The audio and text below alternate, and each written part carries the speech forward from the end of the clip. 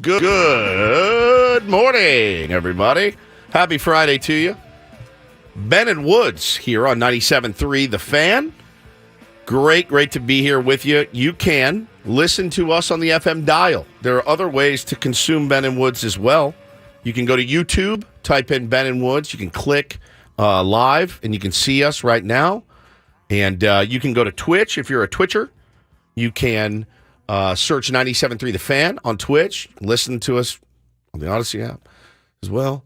Sometimes. Really hope that thing works today for our interview with AJ Preller coming up at 8 o'clock sharp. Should I message corporate and be like, hey, 8 a.m. Pacific. Just make sure it works. Please have everything dialed There's in. nothing more mortifying than the other day running that Zoom and like Odyssey app doesn't work, bro. Come on.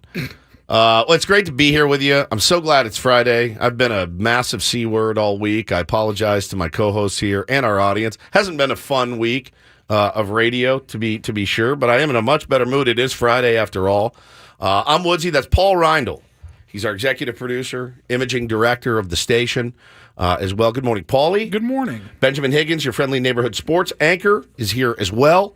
Bro, I am so worried about you tomorrow. I texted you last night. If you don't know, Ben is driving up to the Rose Bowl, and you're going to go with your wife, Shelly, and you are going to go watch the Washington State Cougars, which your wife is an alum and a huge fan, a rabid 16th fan. ranked Cougars. Yeah, the 16th ranked Cougars. Undefeated, taking on UCLA in the Rose Bowl. Now, I was scrolling through my weather app last night. I was looking at the weather in San Diego this weekend, and I happened to have Los Angeles saved, as it's somewhere I go a lot. I go see shows and stuff up there.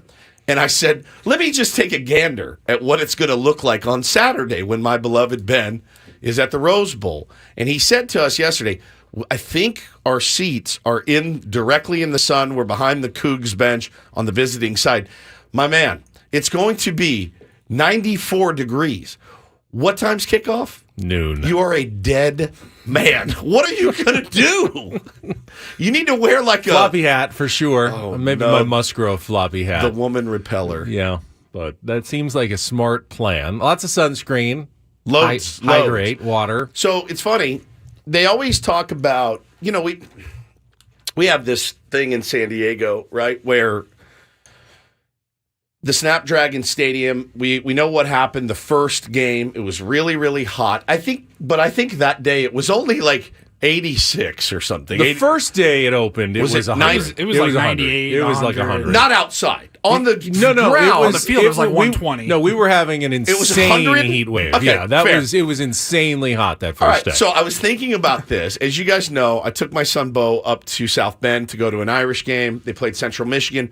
We were also on the visiting side behind Central Michigan, directly in the sun. The sun was up and to our left, and the temperature was about 79 degrees.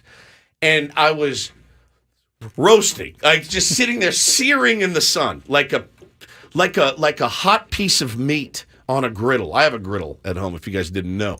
Just sizzling. It was like 78 degrees. But the sun doesn't care. I mean, it's just baking down on you. It's going to be 94 in LA. Sun don't care. Yeah, with no ozone layer whatsoever in Los Angeles. I'm sure they'll install giant canopies at the Rose Bowl before we get there, right? Well, they would, but it costs apparently $100 billion to put canopies in somewhere. So,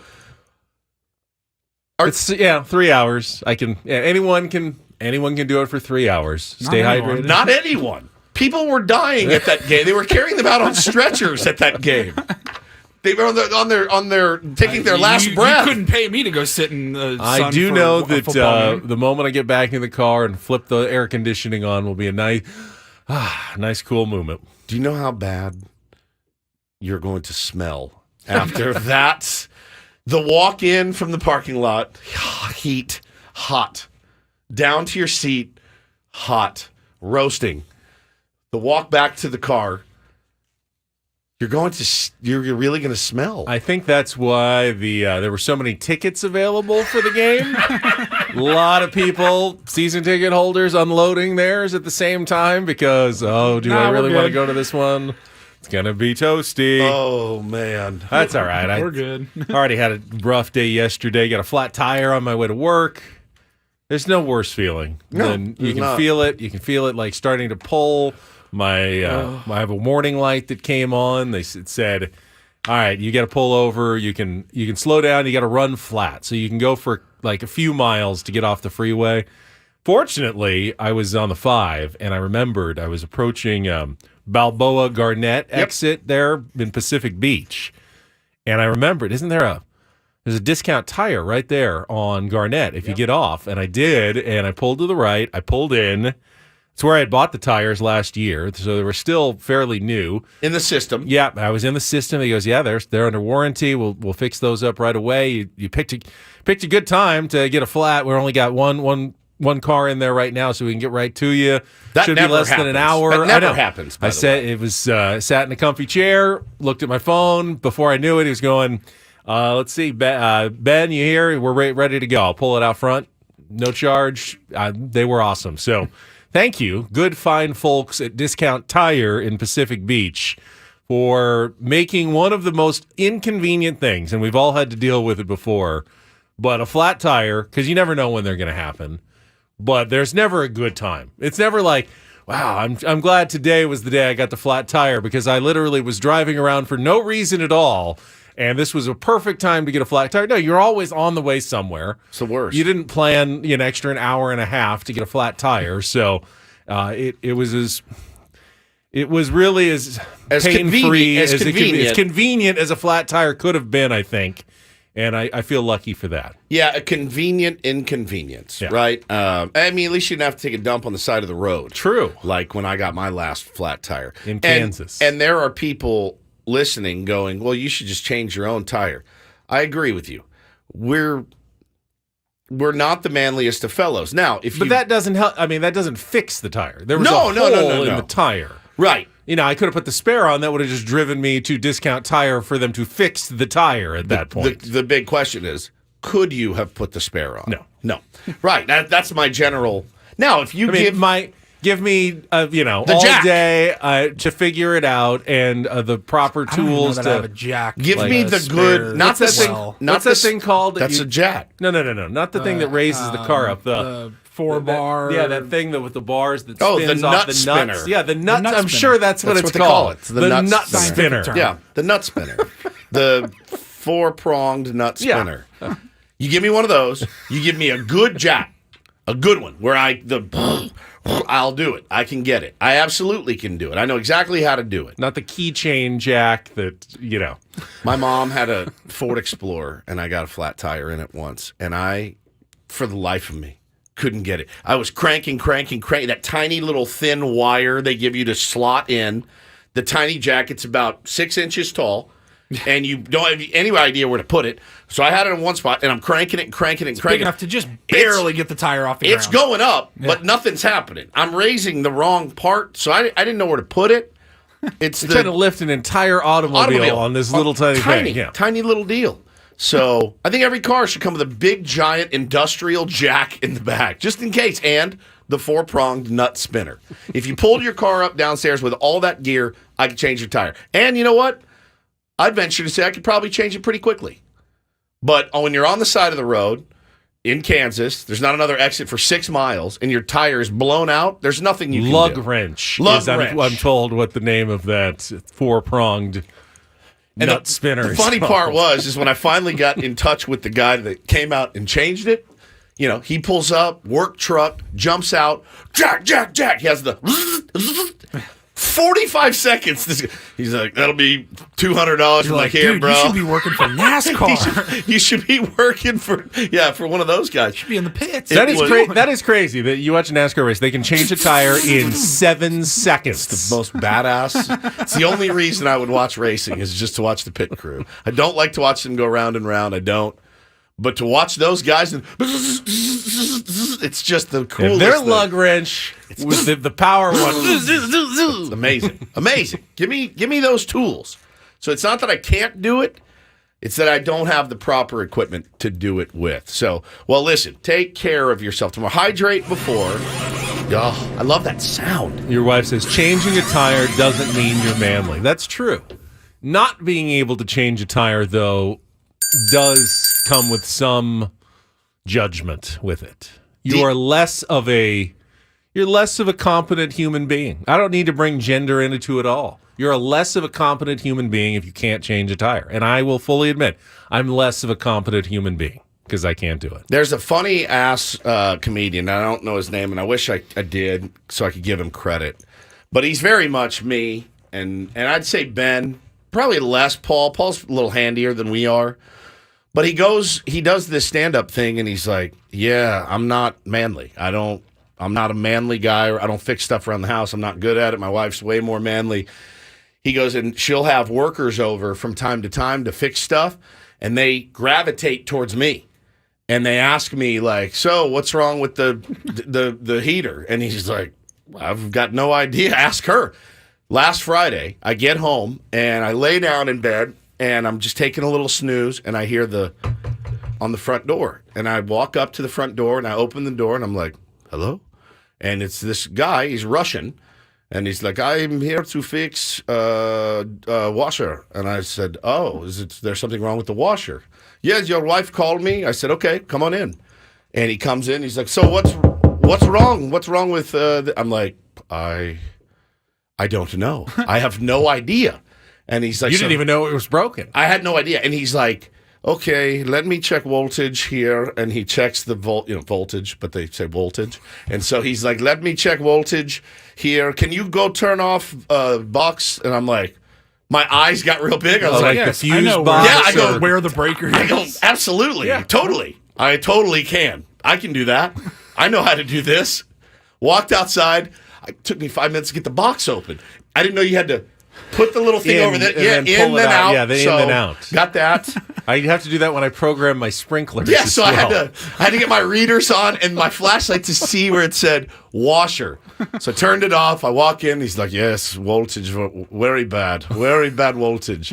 And I said, okay, well, let me call my wife and so I call her and I'm like, what the hell is this? Why aren't you here? I need you here. Stop leaving me with these guys. I don't know what I'm doing. I'm good at a lot of stuff. Stuff like that is just not my strong suit. And I would like to be better. I would. But we have this workbench outside in our house. You know what we use it for in my house? We use it for my kids to crack coconuts on. That's it.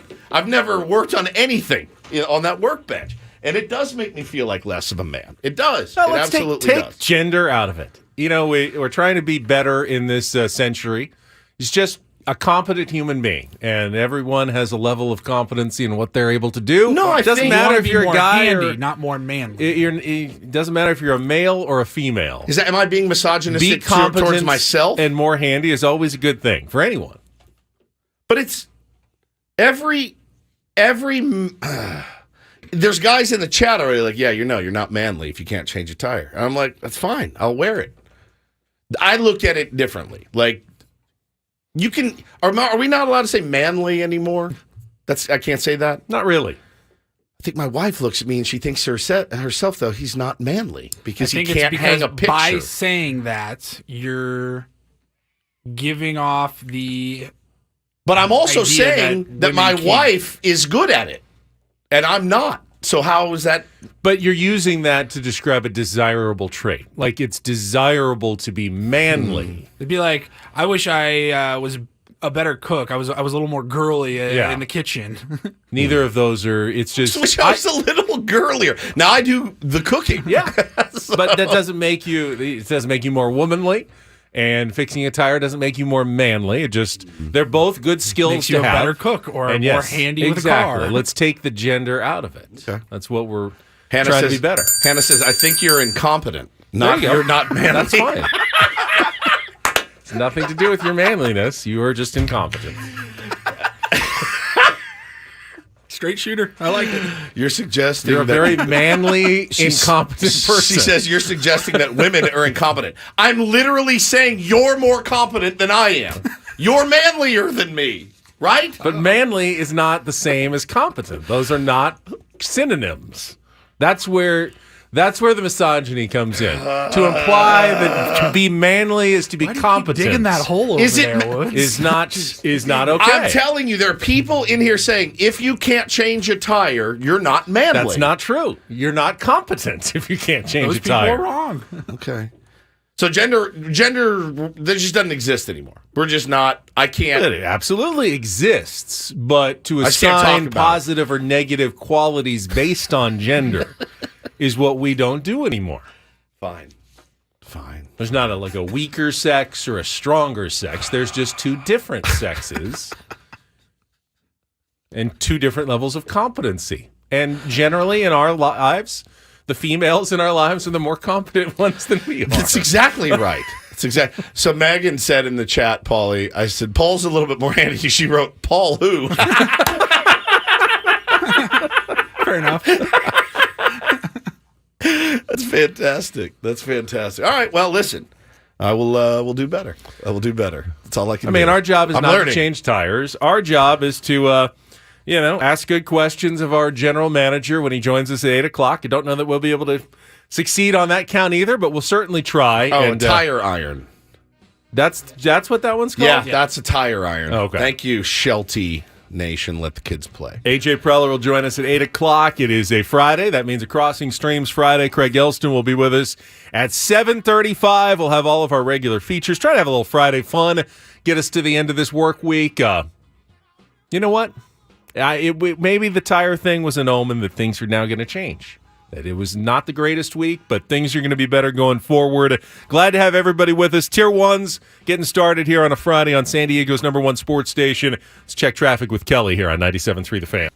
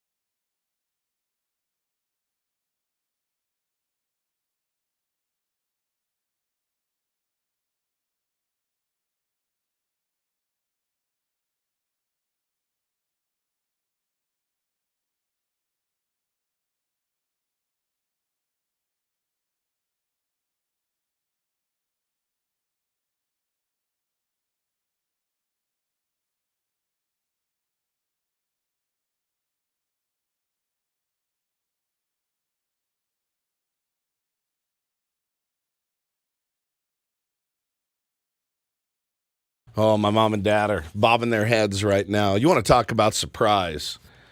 I think that shocked a lot of parents when they realized that Whitney Houston wasn't exactly what they kind of thought. You know what I mean? Yeah. Yeah, Yeah. it was that was a weird one. Like when Kurt Cobain, was gone, I was like, all right. I mean, you read the lyrics, you see the lifestyle. It sucks, but you kind of almost understand it. You didn't understand it with Whitney Houston. You're like, wait, she was doing what? She did what? She was doing that? You had no idea, really. And, I know that she had a rough few last years, man. This is artist that met an untimely demise. She actually 48. She actually drowned in a bathtub, which was terrible. So talented, man. That voice. It's fantastic. Amazing. Good pick, Paulie.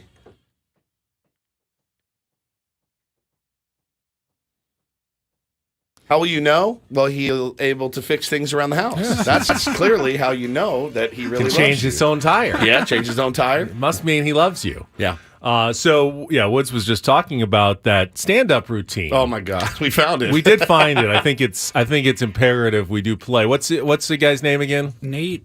I don't know how to say it. Bargatze. Okay, so I've only seen one of his specials. Woods was telling his story about the guy coming to fix your washing machine. My wife had sent me this clip on Instagram. We send each other funny parental stuff mostly, but she sent me that and I was dying laughing. Now she sent it to me last Friday morning. I opened it last Friday morning before work. I laughed, got up, showered. Then it happened to me that day. It was actually last Friday that I love that dude. He's so funny, man. The delivery is like spot on. I'm a huge fan. Nate, what is it? Bargatze? Bargatze, I think. He's really funny on Instagram. He's got a bunch of those clips, man. And yeah, it really hit home with me. I had no idea how to help this guy fix the voltage of my house. So we have been without a washer for a week. Wow. Yeah. You have kids. Yeah. That means a lot of messes and dirty clothes, and that's tough to be without a washer nowadays. Yeah, she's been going to another one of her properties to do it there and then loading it. And she said the other day, she goes, I really haven't complained about it too much. And I said, you know what? You haven't. And it's noticed. And it's appreciated very, very much because what a beating. I do. You guys have you ever had to go do your laundry at a laundromat? I was just saying that there's one right down from work, and I see people in there with their it used to be quarters. My now place 2 houses ago I didn't have a laundry. So unit, you had to do the laundromat. Yeah, I've done it many times in my life, and it's a different. You're like, it really wasn't that bad. It's not that bad. I've also lived in an folding. older house that didn't have a dishwasher, just a big sink. That was terrible. Exponentially worse. Was it? Yeah.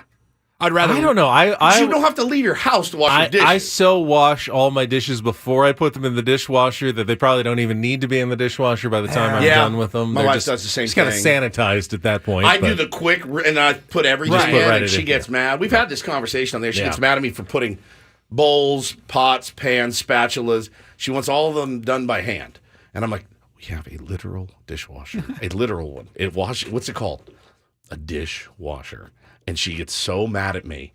But the commercials always, they put the nastiest things into those dishwashers. And as long as you have the right pot or kind of detergent that sparkles, it'll come out brand new again. Caked on eggs and chili and stuff on there. You're like, no problem. See, I'd usually do my laundry on like a Sunday. Yeah. They'd have TVs there. I could watch some football. There's a grocery store in the same little area. I'd go get some stuff that I needed. It was like me just getting out of the house anyways on a Sunday. And those freaking industrial washers. It's true. It's like you can go. It's not that long. It's not that long. It's like an hour and a half. You can go in and out and do one giant load and then take it back to your house. But yeah, I take like comforters there, towels. She's been great about it. But they had to order this part, and so we're waiting for this part to come in. The voltage is good now, and we'll get it figured out. But yeah, it's tough, man. I wear about 14 outfits a day. Really, I've decided. So changing quite a bit throughout the day. It's not real conducive to happy relationships sometimes. But listen, make changes necessary and move on. So yesterday's main Padres topic was obviously reacting to the A.J. Preller news conference, and the big question: where was Bob Melvin? Why was he not part of it? We got the explanation that he had some prior travel commitments that, didn't necessarily assure everyone that, the Padres were 100% going forward with Bob. But he did speak yesterday, talked to Bernie Wilson of the Associated Press. Love Bernie. And Kevin Acey in the UT. So we'll talk a little bit about what Bob did have to say the day after he was announced that he'd be coming back for a third season as the manager of the San Diego Padres. We'll get into that coming up next on San Diego's #1 sports station, 97.3 The Fan.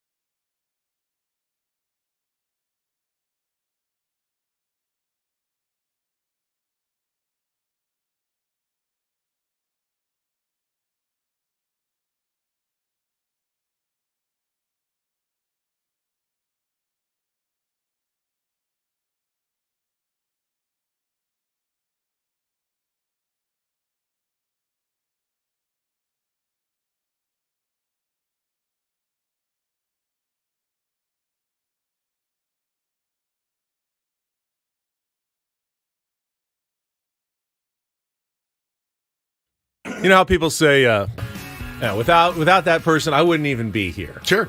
Well, I need to, before anything else happens, wish a happy birthday yes. to one Kimberly Higgins, without whom I literally would not be here. My mother, happy birthday out there. Happy birthday, Kim. Happy birthday to my beloved Kim Higgins, an angel walking among us. Just the best. She is the GOAT.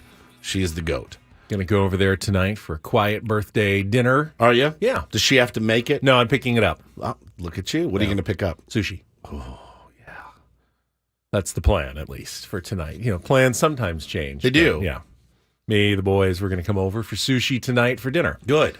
Celebrate Mom's birthday. She is Mim, we call her. Mim. Grandma is Mim. She's the sweetest angel. She's the sweetest nicest angel. person I've ever met. No, I don't think I'm just saying that because she's my mother. no, you're not. She is absolutely incredibly nice. Incredibly nice. Also, I want to thank Tevin and Diesel, who are hosting home chat in our YouTube stream right now. Yeah, if you've got need tips, questions about where your gas shutoff line is, or anything else about your appliances at home that you need to know about because you're like us and don't have the wherewithal to understand things like that in your home, they are helping you out right now in our YouTube chat. So thank you for that. We're going to check traffic and then talk a little bit about what Bob Melvin had to say yesterday via phone, not in San Diego. He was traveling, in fact, about his return to the San Diego Padres for another season after Kelly checks the traffic here on a Friday morning. From the Premier Chevrolet of Carlsbad Traffic Center, part of the Premier Auto family, here's Kelly Danick. Traffic is sponsored by Premier Chevrolet of Carlsbad. Well, guys, we were hoping for Friday-like conditions, but it's just not happening. We've got numerous problems. Stalled vehicle on southbound 5 at the East 54 connector. It's partially in that right lane. Also collision on the Highland Avenue off-ramp westbound 54. Orange Avenue off-ramp, North 805, a collision. Also crash on westbound 8 near Johnson Avenue. Motorcycle involved in this one. Looks like that is in the center divide. And we can already check ladder in lanes off of our morning commute bingo card. Got one westbound side of the 52 right at the 5 connector. It's blocking lanes, so take that transition extra carefully. West 52 right at the 5. Coach Quintera and Joe Musgrove's choice. They're a different kind of dealership looking to be a solid community partner and deliver excellent service. Premier Chevrolet of Carlsbad. Chevrolet, find new roads. I'm Kelly Danick with Ben & Wood, San Diego's #1 sports station, 97.3 The Fan. Tell you what, I heard a lot of theories yesterday from Padres fans, from co-workers about Bob Melvin, the fact that he wasn't on that Zoom news conference. Yeah, that's a sign. This is all a ruse. There's still a good chance Bob is leaving. Have He's you going to stretched the yet? Giants. Yes. Yeah. Are you sure? Victory lap? Yeah. I'm still feeling like people aren't 100% convinced. But when the Padres said yesterday that Bob Melvin wasn't available, going back to his home in Arizona. In fact, he was moving. He was changing. There's nothing that is more of a slog than moving. That takes more of your time. Guy makes $4 million a year. What do you think he was doing? You think he was Packing loading up boxes? dollies? Do you? Oh, absolutely. Yeah, loading up dollies. Can you lay into this Rent a credenza pickup with truck. me? Yeah, he rented a Ryder truck himself. Do you think Bob knows how to fix his washing machine? Probably. He seems handy. handy. I almost said manly again, but I was going to say handy. So that there was a reason why he wasn't with AJ But on that Zoom. That's objectively odd that the manager of a team wasn't at the end of the season press conferences. Yes. That is moving or not. out of the ordinary. Yes. Typically, it's 2 or 3 guys. It would have gone gone a long way to have them both sitting at a podium. While a totally valid excuse, we can't just dismiss that this happens all the time. The manager never talks at the end of the year. A long way toward what? Reassuring you that he was going to be back? Me and anybody else that had any questions, sure. They said that. You don't trust them. That's a problem. Is that an issue right now for the Padres fan base and the Padres? I think that there is a severe lack of Have trust. Have they done things that you feel are not trustworthy? Sure. Really? I think every organization does. Really? Yeah. I think I believe everything they. I think they've done a lot of things that have not led to success on the field. Sure. But they massively ramped up payroll. They've signed a lot of stars. They've re-signed people. They've been fairly. I mean, we know what's happening. Even when payroll reportedly was coming down, it didn't come down as much. I mean, in many ways, and we heard this from Peter when he came in.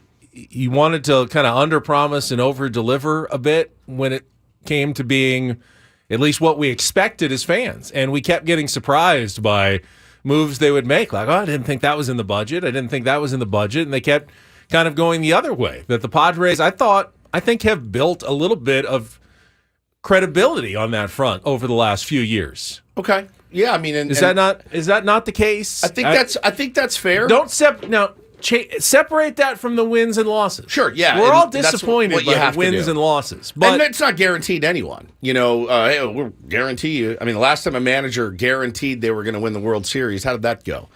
So you'd be a moron to do that. Right, but in terms of, doing what they said they were going to at least attempt to do, I think they've followed through for the most part. I think it's the brushing under the rug, and I do want to get more clarity on from AJ Preller today, if possible, at 8 a.m. when we talk to him here on Ben and Woods. I want to get a little more clarity. I'm not going to ask him about if Bob's coming back. I mean, at this point, AJ said he's coming back, that he's under contract. Bob confirmed yesterday. I guess Bernie Wilson from the AP had reached out to him, called him. He didn't answer, didn't respond back, didn't shoot him a text and say, "Hey, I'm moving. My hands are full. This desk is very heavy. This marble desk with a glass top. I'm having to move it, so I'll get back to you." Tying everything down on top of the station wagon, moving across town. He didn't say that, but he did end up picking up the phone and calling Bernie, and they had a conversation. Now, Bernie asked him on the phone, "So if another team comes calling," and he says, "I can't comment on that." And AJ said, I'm not commenting on that as well on the Zoom the other day. So if you want to take a victory lap about it, that you're right 24 hours later, that Bob Melvin is still the manager today on October the 6th, okay. I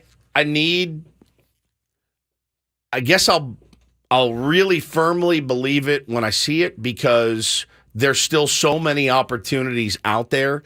Once those start getting filled, then I'll feel a little bit better. So I'm about 50-50 still. Yesterday I was way lower than that, but I'm about 50-50. I mean, Bob has been very upfront every time we've talked to him. He's been very. When was the last time we talked to him? About a month ago. Yeah, I mean, maybe longer. Over the last 2 years, though. He's not an evasive person from everything I've seen. But when he says, "I'm excited to come back, but I can't. I'm looking forward to coming back." I mean, I'm taking them at face value, because I'm not a conspiracy theory guy. I'm not the guy that says question everything. I'm not. They've built that trust in my mind over the last couple of years. All right. You may not like the record. You may not like some of the moves that they have made, but I feel like they've built that trust as an organization more than any other team I've ever followed. I was a Chargers fan for many years. There was no trust between the fan base and the ownership and the front office ever. There really was never any trust on the two sides that franchise was trying to do the right thing for the community and the city. I feel like the Padres have built that they do feel a responsibility to the fans and the community to try their best. Now, this is sports, and you can try your best and still fail miserably in this industry, unfortunately. Indeed. It's not necessarily a matter of effort or wanting it badly enough. You have to still make really smart, savvy moves, and other teams are trying to do the same, and it's a zero-sum game. For every win, there's a loss out there, and for every other team that's trying to win, you may end up on the short side. But call me naive, but I don't think you're naive. That's not what I'm saying. I'm after all that's been written, after all that's been said, and I know, again, it's just that slight window that both of them left a crack open. That's it. That's all I'm saying. Just a crack. It's not wide open that Bob is going to jump. I don't think he was moving his home in Arizona to the Bay Area or to Cleveland or to New York yesterday. that would be a red flag. That being said, it's just the small crack in the window that makes me go, well, what if? What if? If anything, if this season taught me anything, it's don't be surprised by anything that happens, right? Like, don't be surprised. Stop being surprised about things that happen and be ready. Be ready for expect the worst and prepare for the best, I guess, or accept the best when it does happen. So I don't want to be negative. I don't want to be conspiracy theory, tinfoil hat guy. I don't. That's not who I am. It's not who I am at my core.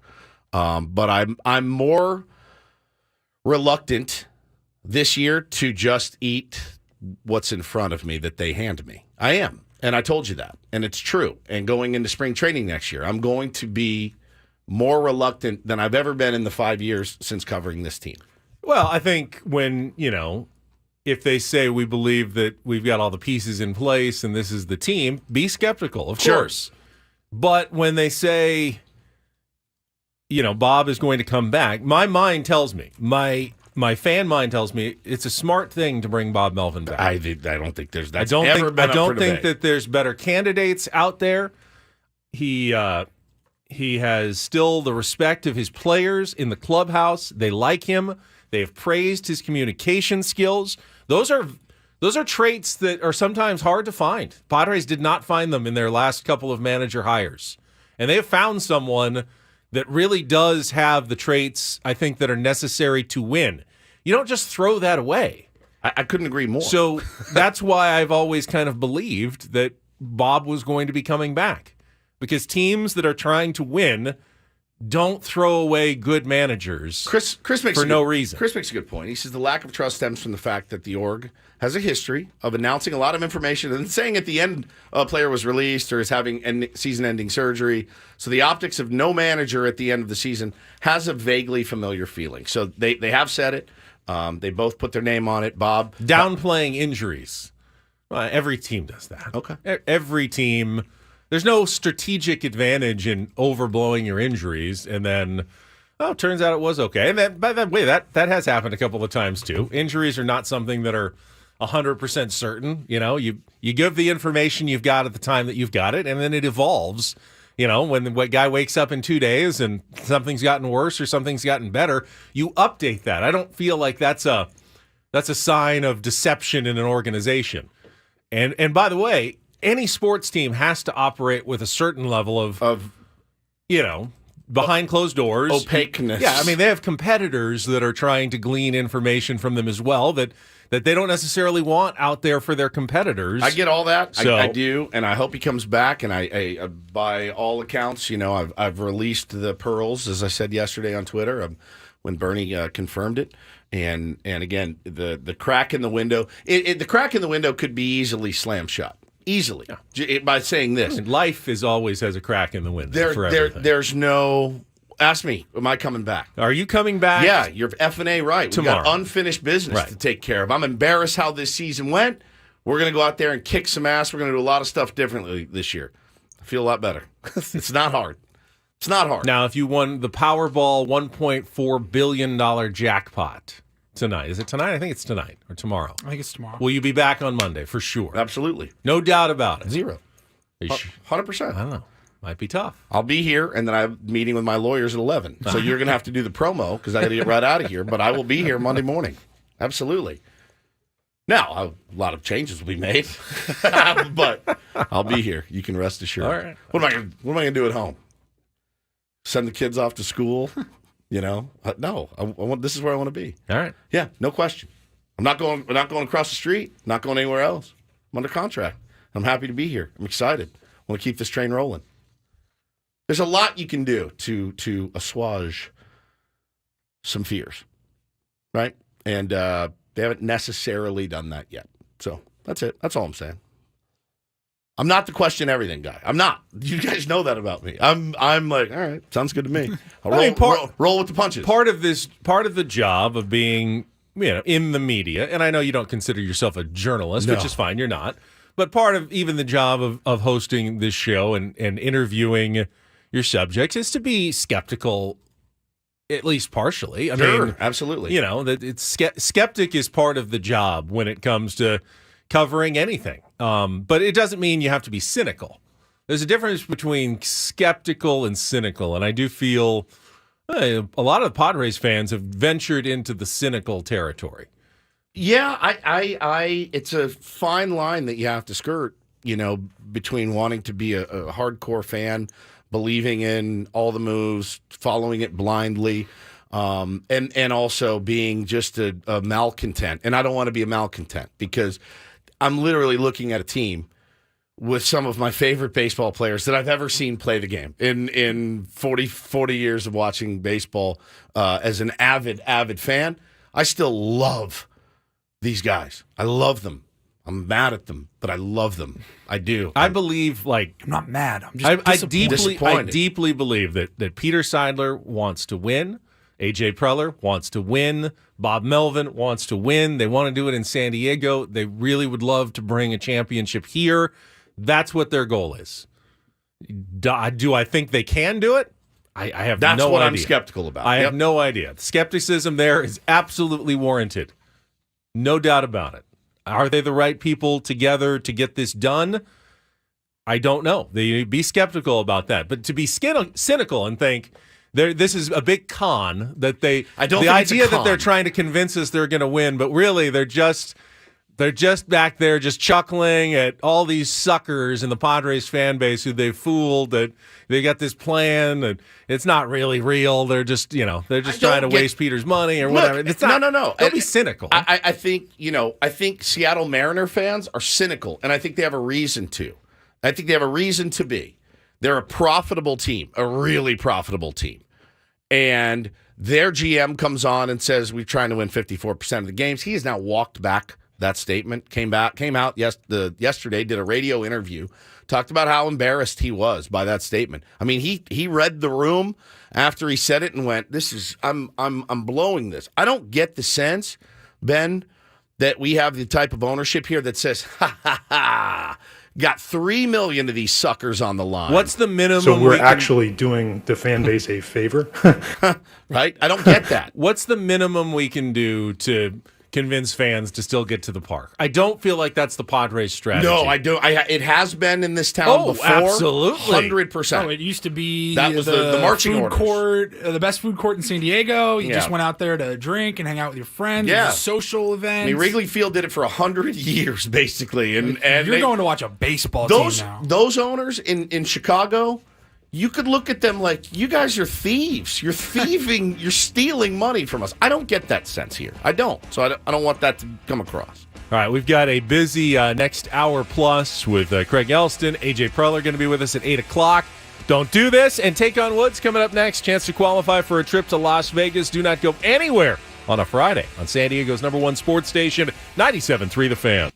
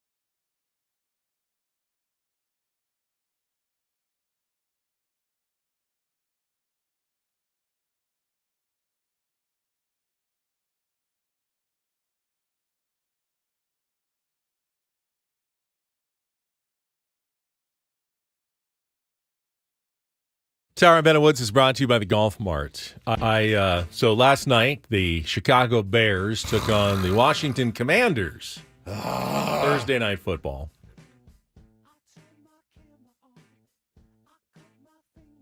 We said it was probably going to be kind of a meh game. Yeah. But I thought it was going to be the other way around. I thought the Bears were bad enough on the road that the Commanders would bad enough in general would win road, fairly home, easily. The moon doesn't matter. Bears actually were the one that made the Commanders look like the terrible team last night. And watched some of it on Amazon Prime. And then as it got, I think when they got that last touchdown to score 40 and it was 8 o'clock, I turned it off and I had Channel 10 on. I'm at work, so I usually have Channel 10 on. And the Golden Bachelor came on. I'm seeing so many positive reviews for the Golden Bachelor. So there was nothing else going on, so I left it on. I have not watched, I don't think I've watched an entire season of The Bachelor. It certainly felt like this show has got to have been played out by now. When I tell you that the Golden Bachelor was one of the most enjoyable, sweetest, heartfelt hours of television I have seen in a long time. And by the end, when Gary, the 72-year-old widower who was the Bachelor, was giving out his roses, and he got to the last one, and you could see he felt so bad that he had to cut like some of the women who were also like genuinely heartfelt. These are women, like in their 60s and 70s who are there and having the time of their lives. And you can see like the pain knowing that they're going to have to go home because they're loving this and having so much fun. And they really like Gary. He starts tearing up. Like, this is so hard. If I didn't start tearing up a little bit watching the Golden Bachelor last night in my office at work, going, what's going on we're here? live on the radio right now. I know. I'm just kidding. I cry every day. Every day. You know about who something. else loved the Golden Bachelor? Stephen A. Smith. He posted this recap of it, and it had me dying a couple of days ago. What the hell would Stephen A. be talking about the Golden Bachelor for? So I actually watched it for a few minutes. The Golden Bachelor had 4.36 million viewers, up 45% from the most recent premiere of The Bachelor. I mean, damn. He's 72 years old from Indiana. And look at these women. Look at Sandra, retired executive assistant. Look at Peggy, 69. Sandra was 72. Look at these women. Look at Nancy. Look at Nancy. Oh, damn. Look at Marina. Look at Leslie. Go ahead, fitness instructor. Leslie, you go, girl. Private school administrator. Look at Natasha. You know why? I mean, midlife speak. Oh, Lord. No. Go back to Natasha. You know why people like it? Because they're real people that have some life experience. It's not clout hungry, vocal fry. I just love you so much. I know we've been together for just one date, but I really love you, and I see myself loving you forever. It's not BS. You feel like they're really there to find love, and I'll tell you what, you feel like if he picks the right, you feel like this one is going to last. This one is the one. You almost don't have a choice at 72. And we're Gary, in it together. Honestly, seems like he seems like the best guy. Really good guy. Damn it, I got to watch. I'm in. All right, I'm sold. That's always been my biggest problem with The Bachelor was like, you hear my wife would, and women that I've dated and stuff. You hear like men are this, men are that, and they just want to, date as many women as possible, and it's not right. And then you sit and a billion of you watch these shows where this guy's like, he's all muscle bound and he owns a tanning salon and he's a millionaire and he drives a Ferrari or whatever, and you watch it and you go, this is not real. Like they're not really looking for love. I don't get the sense.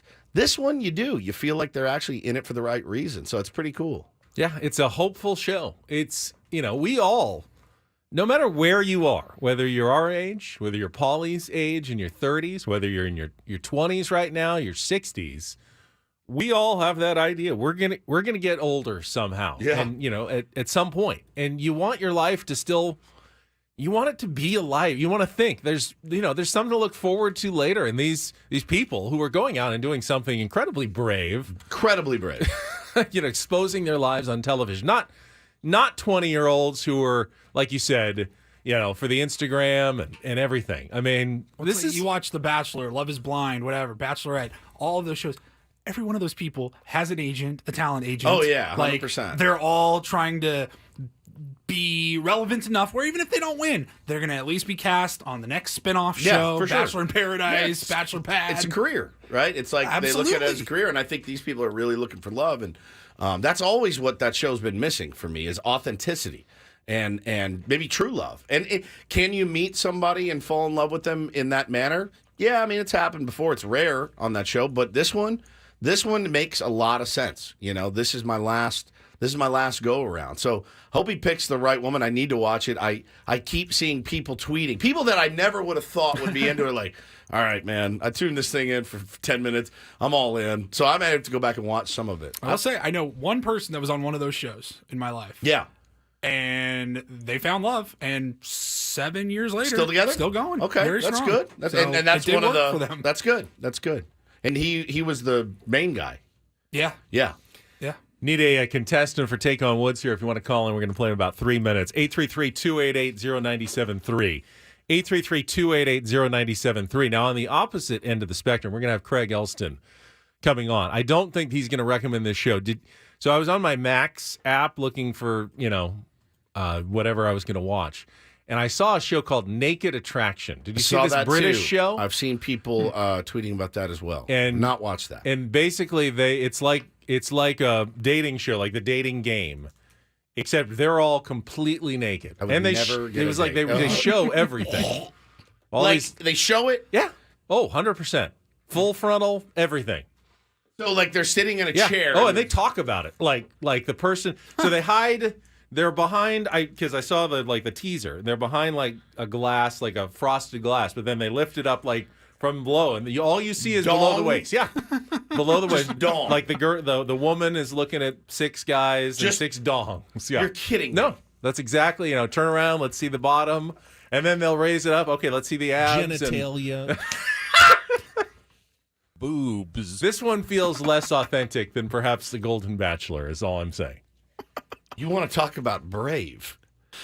No kidding. Brave. Yeah. Just everybody listening right now, tonight, when your wife or your husband's sitting on the couch or whatever they're doing, take off all your clothes. You're married to them. Go in the other room. Go in the other room. Strip Strip naked. down. Come out into the living just room. walk through, and you just stand there, and you tell me how good you feel. You're married. You can be married for 10 years, 20 years, 50 years, whatever. You don't feel comfortable. You don't feel comfortable. Imagine going on that show. So, what should we do for dinner tonight? You just stand there, nude, and send us a picture. Hey, did you ever call the guy about the water heater? Yeah, right. Yeah, the guy come in naked. just naked. That's brave. Oof. That is brave. All right, I'm going to watch this show this weekend, too. God darn it. All right, you're selling me on all this stuff that I hate. Yeah, I don't know if I'm selling this one or not, but it is out there. That's for sure. I guess I'm interested to see. Now, it's just Uranus. men that are No. nude? Sometimes they'll have a man choosing 6 ladies who are all also nude. Then when they get down to the final 2, the contestant also gets nude for the final pick. When they get to talk for the first time, They talk nude. They talk nude. Yeah. And then they go on a fully clothed date and see how that goes after they've already made their pick. My mind is spinning and right now. My brain is on fire. It's nuts. It's insane. It's British? I Of mean, course it it's is. British. Of course it is. It's the logical conclusion to what the last 20 years of dating shows have taken us to. What's next? I don't Just intercourse live on the thing. Oh, my Lord. All right. All right, I see some callers. Genitalia. Let's get to it at this time. What is that from? I really don't remember, but I No know. one wants I know to know. Woods probably saved that. No one wants to know. Let's take on Woods.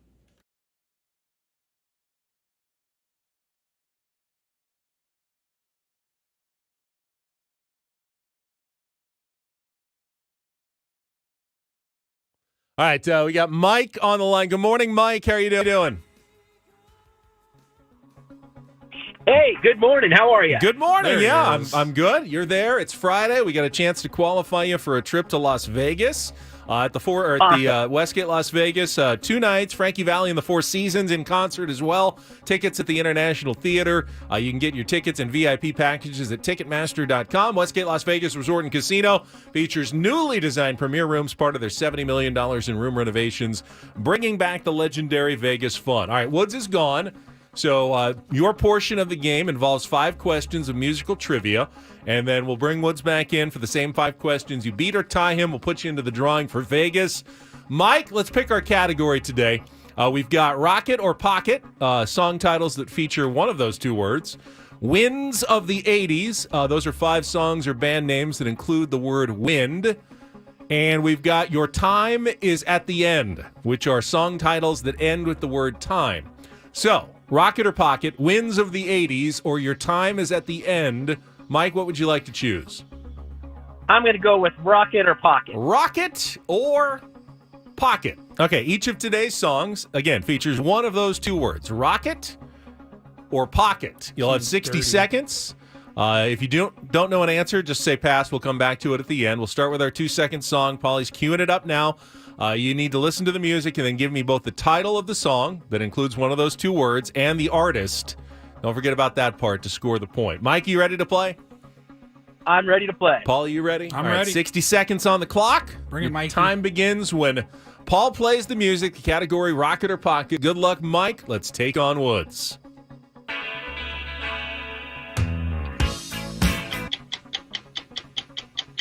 Pass. 0 hour, 9 a.m. is a line from which Elton John classic?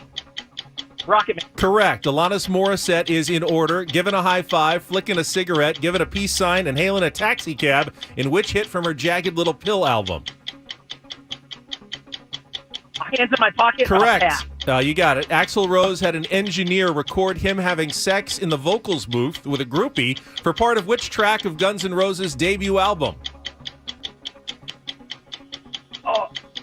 Pass. Natasha Bedingfield sings about getting away from her troubles in which 2008 song that became her biggest U.S. hit? Dimes in my pocket. That's incorrect. Go back to our 2-second song.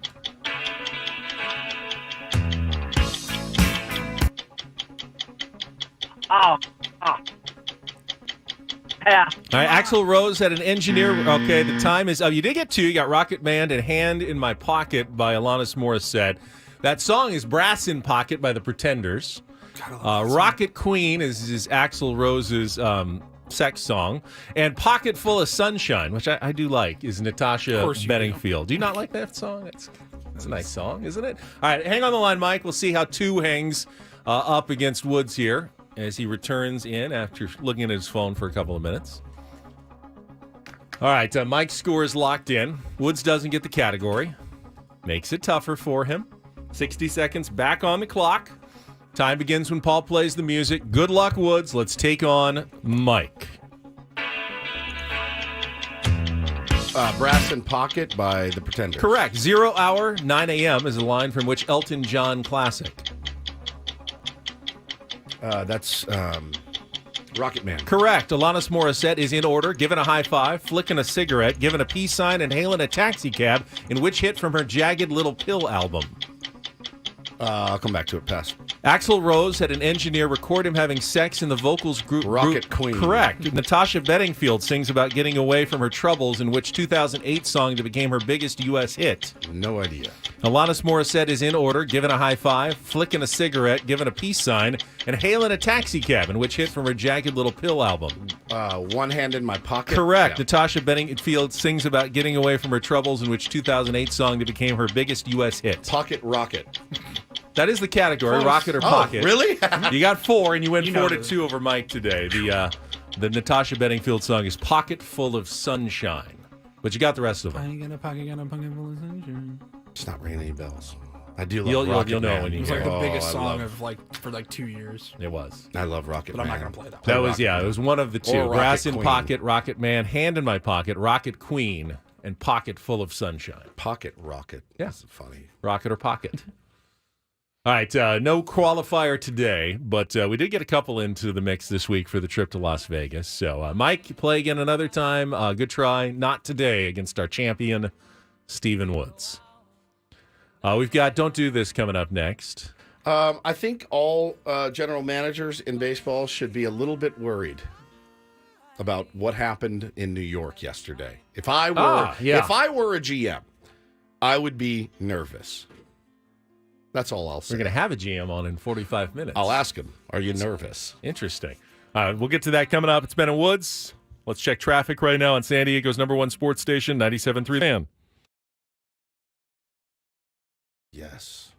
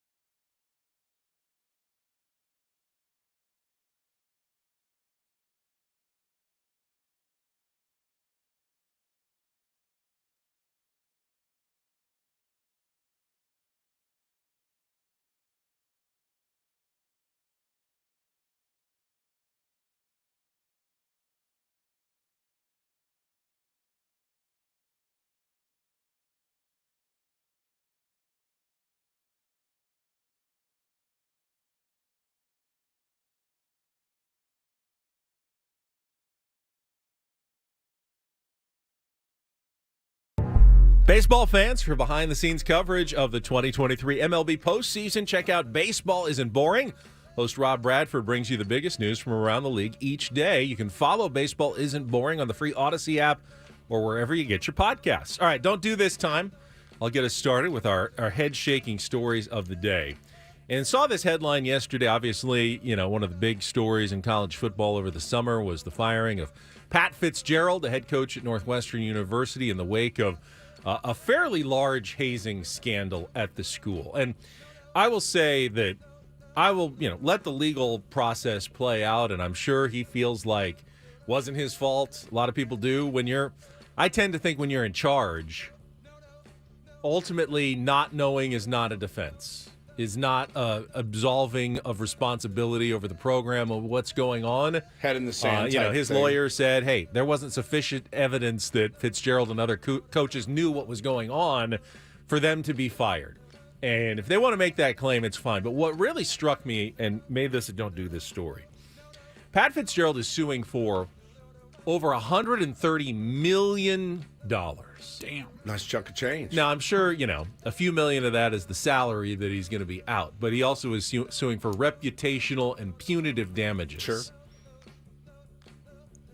I can't believe the arrogance of any football coach to think they're that important, that their reputation is worth $130 million. You're a football coach. Well, you start high. That's what you do. You I start guess high. so. I want 150. I guess this is how lawsuits work. But to me, the absurdity of thinking that a guy who coaches football for a living, it's already absurd how much money would he have ever made college that in his coaches career? make. In anything, I don't think in any line of work that he ever did. What did he make per year? Do you know off the top of your head? He was a Big Ten coach. I got to imagine it was in the $4 to $5 million range. I'm not saying it's nothing. So he would have to coach for 30 some odd years to get those that are number. absurd numbers just to begin with. And that $130 million just struck me. Lost earnings, reputational, and punitive damages as well. The old punitive will get you. I'm sure Northwestern, they were just out to get him the entire time. No one wanted this to happen at Northwestern. Do you think Northwestern they liked him as a coach, They did. I think. They would have loved to have not had to do anything. That, hey, we have no problems in our program. I think he was making about $5 a year. That sounded about right. Yeah. That sounds about right. All right, so resigning in the middle of an investigation is never really a good look. I will say, though, this is stinky. This is a stinky situation going on. Resigning and then finding out there was an investigation going on. That's also not a good look. But I was surprised yesterday when I saw the news come across my timeline that New York Mets general manager Billy Epler resigned on Thursday. And that's all I saw to start. And I said, well, this is weird. They just hired a new president of baseball operations. At first, it wasn't weird to me because you go, okay, well, they just hired this new guy. He's wants his own clearing guy. house. But I guess the resignation. Everyone had thought that Epler was going to stay. That was kind of the plan, and he was going to work under Stearns, and that was what they were always kind of working towards. So that's why it was a surprise around baseball. Well, then it came out later that there was an investigation that's going on by Major League Baseball, and it is his use of the so-called phantom injured list. So every team can put players on the IL. Many times, and Jeff Passan says this in his article, the practice of placing players in the IL with fake injuries is a long accepted but ethically murky part of baseball, according to sources. Teams will ask players, sometimes struggling on the fringe of a roster, to accept an IL placement, even when they're physically capable of playing. The player gains the benefit of service time, salary, and retains a spot on the 40-man, while the team retains the player amid a potential 26-man roster crunch. You see it all the time. We say it. I think we say it on the air. Might be time for the old Tim Hill Phantom IL deal. I don't know why Major League Baseball has decided to crack down on the Mets. The Mets are right in the middle. They are 16th out of 30 teams with number of players placed on the IL. So they did something, Ben. There was something. You wonder, too, was there a whistleblower, perhaps? Did one of the players say... Because the players got to be okay with it at the end of the day. Pretty much. Well, because if they're not, all they have to do is say one thing to the commissioner's office or the media going, hey, I was just placed on the IL. I'm not hurt at all. Hurt. And the GM would get in a lot of trouble. 100%. So you have to have player buy-in. But as you just said, they're usually okay with it because who wants to get released or sent down to the minors if they don't want to go? It's not a bad job getting paid fully just hanging around with the big league team. I would love I'm it. on the IL. So most of them say, all right, yeah, I'm struggling. I'll work on the side, and I get to stay with the big league club. Fine. Just put me on the IL. Yeah, I'm not losing any pay. I'm not Right. going to get bumped off the roster or But whatever. competitively, if, let's say, you don't have room on the 40-man roster to bring in his replacement, then you'd have to let someone go. And as a competitive advantage, maybe another team would like to claim that player, give them an opportunity. There's always a cost. Oh, yeah. Someone's like not getting an opportunity. Someone who might have been DFA'd, who then might have gotten picked up by another team and put on the big league roster, is sitting there because their team is playing fast and loose with the IL rules. Yeah, it's clearly a weird situation because when Epler then resigned and he said, I wanted David Stearns, to have a clean slate, and that meant me stepping down. You also don't walk away from GM jobs, right? I feel like you probably hang on to those for grim death. You know, you don't just walk away. The don't do this is acting like you've made some noble Moral, decision noble to decision. like I'm going to clear it all out for David Stearns, give him a real opportunity. I'm such a good guy. Oh, also I'm being investigated by Major League Baseball. It's weird. There's something strange about this story. Again, that was 16th among Major League Baseball teams. San Francisco, which will come as no surprise to anyone, led baseball, Ben, with 46 IL placements. Cincinnati, 45. The Angels, 42. Houston had the fewest players, 14 hit the IL. Seattle, Arizona, 18. Cleveland, 17. So, yeah, right there in the middle of the pack were the New York Mets, and now they're under investigation. Don't know what the punishment will be other than your GM already resigned and, try to clean it up moving forward. But I just, as Jeff Passan says, it's pretty widely accepted. Like, oh, Tim Hill's got a bruise and he's Well, yeah, there are injuries that even a doctor can't totally verify. You know what? Yeah, you have to have doctor sign off. You do, too, but if the player goes, I very much have like lower back pain. And it won't always show up in a scan or anything, but as long as you go, ouch, there's not much a doctor can say. Oh, you're faking it. Jeter in the chat says, Julian says maybe Tommy Pham was the whistleblower. All right, finally, a little do this action on a Friday. Mega Let me start with a question. Have either of you ever bought a round?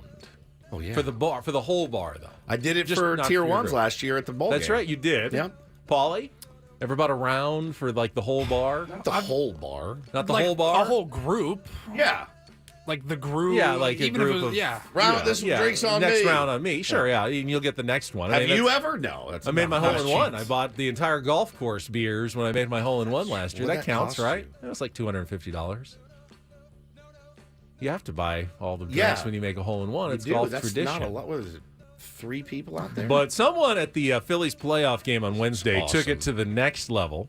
It's a stranger, has not been identified, but feeling very generous, bought an entire section of Citizens Bank Park around. Yeah. A beer for everybody in the section. amazing. And, of course, Call me when you get your phone. ballpark beers are not, hey, I'll say at Goat Hill, the beers can be as low as $5. So the rounds weren't that expensive. The ballpark, you're not finding any $5 beers. No. It cost, they say, $4,500 awesome. to buy a round for everyone move. in their section. Bunch of Miller Lite for everybody. Yeah. But if you want to know why the atmosphere is so good, yeah, free beer, courtesy of a gentleman that does not want to be named. The vendor yelled That's out, even have your better. IDs out. Here you go. Free beer, courtesy of anonymous gentleman for the entire section. I would do it Pretty cool. if I could, but I can't. That's a lot of money, though. That's a lot That's of a dough. lot of money. That is a lot. Let's of dough. don't and do this for a Friday. That was Don't Do This with Ben and Woods on 97.3 The Fan. All right, Craig will have a Crossing Streams recommendation, a show Woods was saying he's gotten started and has lived. Got some experience in In this fact, in the regard. past. We'll talk some Padres and get his reaction to AJ Preller's news conference and everything. Of course, AJ's coming up in 30 minutes, so do not go anywhere on San Diego's #1 sports station, 97.3 The Fan.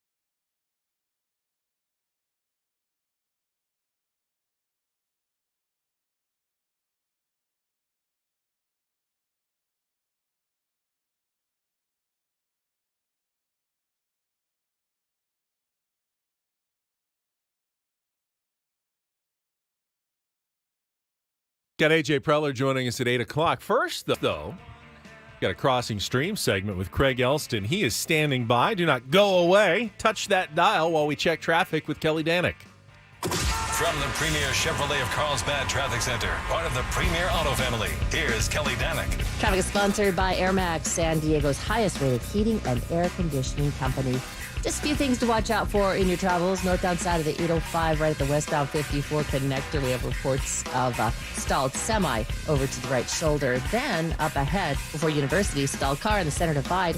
Also traveling on northbound 163 just past the 8. We have reports of some plywood in middle lanes. Looking for the best in HVAC? Choose Air Max, San Diego's highest rated heating and air company, with free diagnostics on all repairs and estimates. See why over 1,100 happy customers have given Air Max 5-star Yelp reviews. See Air Max today at airmax.com. I'm Kelly Danick with Ben & Woods, San Diego's #1 sports station, 97.3 The Fan. I see his smiling face. Craig Elsten is standing by on our Premier Chevrolet of Carlsbad fan hotline. Craig, good morning. Happy Friday to you. Good morning, gentlemen. Always a pleasure to kick off the weekend with you. We're getting ready to interview AJ Preller, but first I wanted to get your thoughts on his news conference from earlier this week on Zoom. It felt like a lot of Padres fans were left unsatisfied by his answers. So, we're going to see if we can, get a little more satisfaction. I don't know. Not necessarily an easy job when it comes to talking to AJ. Yeah, I mean, guys, to expect that year 10 AJ Preller is going to become a good interview or insightful or revelatory, come on.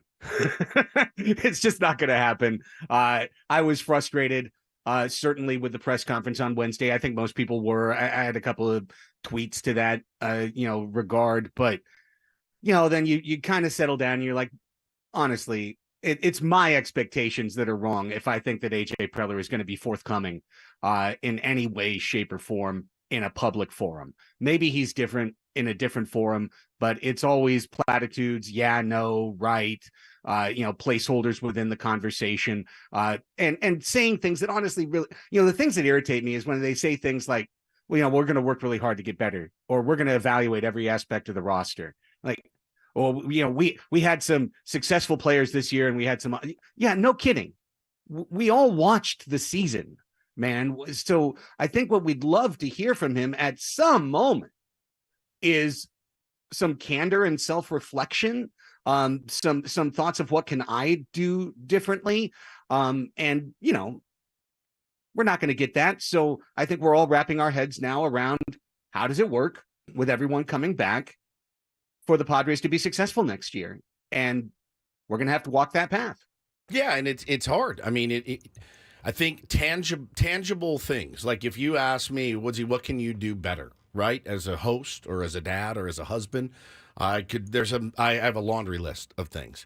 Some of them are mine, some of them are Hannah's, that she's given me to work on. But you know what I'm saying here. Doing the work is the hard part. I think, Craig, for me, I'm not a bloodthirsty guy. I don't like seeing people lose their gigs.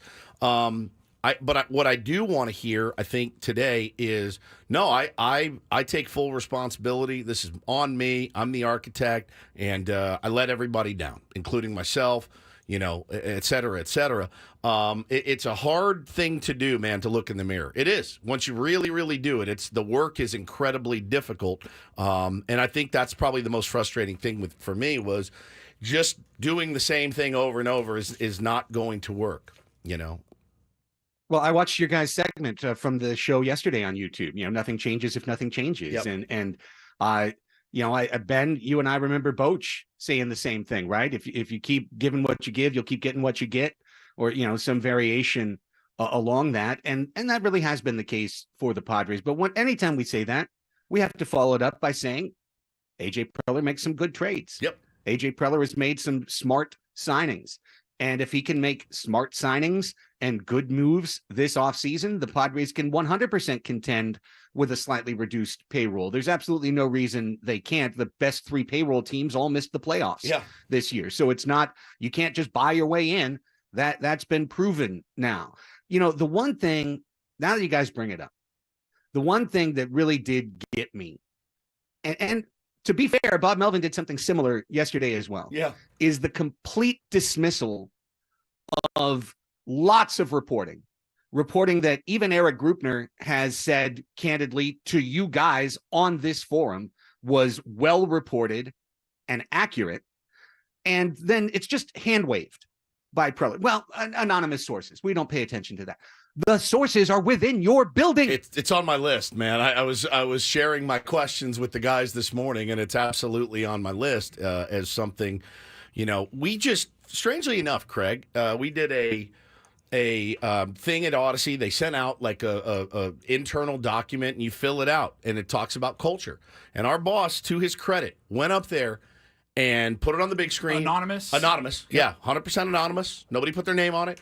He went up there, he read every quote. We sat in a meeting, he read every quote. And they were gnarly. And he addressed every single one of them in order to help fix the culture here at Odyssey He had a San line Diego. like, I don't know who said this, but I'm begging you, please come to my office. We need to talk. And I'll fix this. That's it. And that, to me, that went so far with me. It goes so far. It made you, when I left that meeting, I was like, oh yeah, I'll kill for you. You know what I mean? It works. It truly works. And again, those were anonymous. And he paid great credence to those. And I think that's important. Yeah, I do too. And obviously, we don't expect AJ or Grupner or Melvin to very specifically air out dirty laundry and say, yes, we had a conversation about this and this is what he didn't like. 100%. We fought on August 6th when I told him this and he told me that. None of us expect anything like that from anybody in a major forward-facing, C-suite type situation. No one expects that. You want a little bit of just honesty, and I think that's where, when we talk about all the things AJ does well, I think it's pretty clear that one thing that AJ Preller struggles with is communication, and it's communication outwardly. And it's also, according to lots of reports, including several he dismissed, it's communication internally and how that message gets across, or maybe the number of times it's delivered, et cetera, et cetera. So at this point, I can't expect AJ Preller to change his stripes. I can only hope that he's going to take care of the things he can take care of. But if there's two things I'd like to see, guys, and I'd really like to make this point, there's two things I'd like to see. One has been discussed often. God, we talked about it in Hot Tub 2 months ago, and Preller offered the opportunity of that, which is hiring a GM within the front office. Let that GM not be Josh Stein. Nothing against Josh Stein, but I don't think taking someone within the existing power structure and giving them a different name is going to change anything. You need a different If you need voice. it, Right. I said that yesterday. Different. Yeah, and that may cause some friction in his own building because Absolutely. people will feel passed over and hurt by the fact that, someone got hired above them when they've been working really hard. Totally natural. But if you simply just give the same guy a different title, that doesn't change the dynamic. I think what we're looking for as fans is you want the dynamic to change a little bit just to see if maybe something else might work better, behind the scenes. That's all. Yeah, it really is. So I'd love to see that. And it's kind of to me, he talked for 40 minutes. He's probably going to talk to you guys for 20 something minutes. That was the only thing I really took away from that press conference was he might hire a GM. Yeah. And I'm like, okay, well, that's not nothing, right? That's something. The other thing, which they haven't talked about, and I can't believe they haven't talked about it, and I'm sure you guys will bring it up. Bob Melvin on a 1-year deal. I mean, he's just set up to get fired in May. And if not May, June.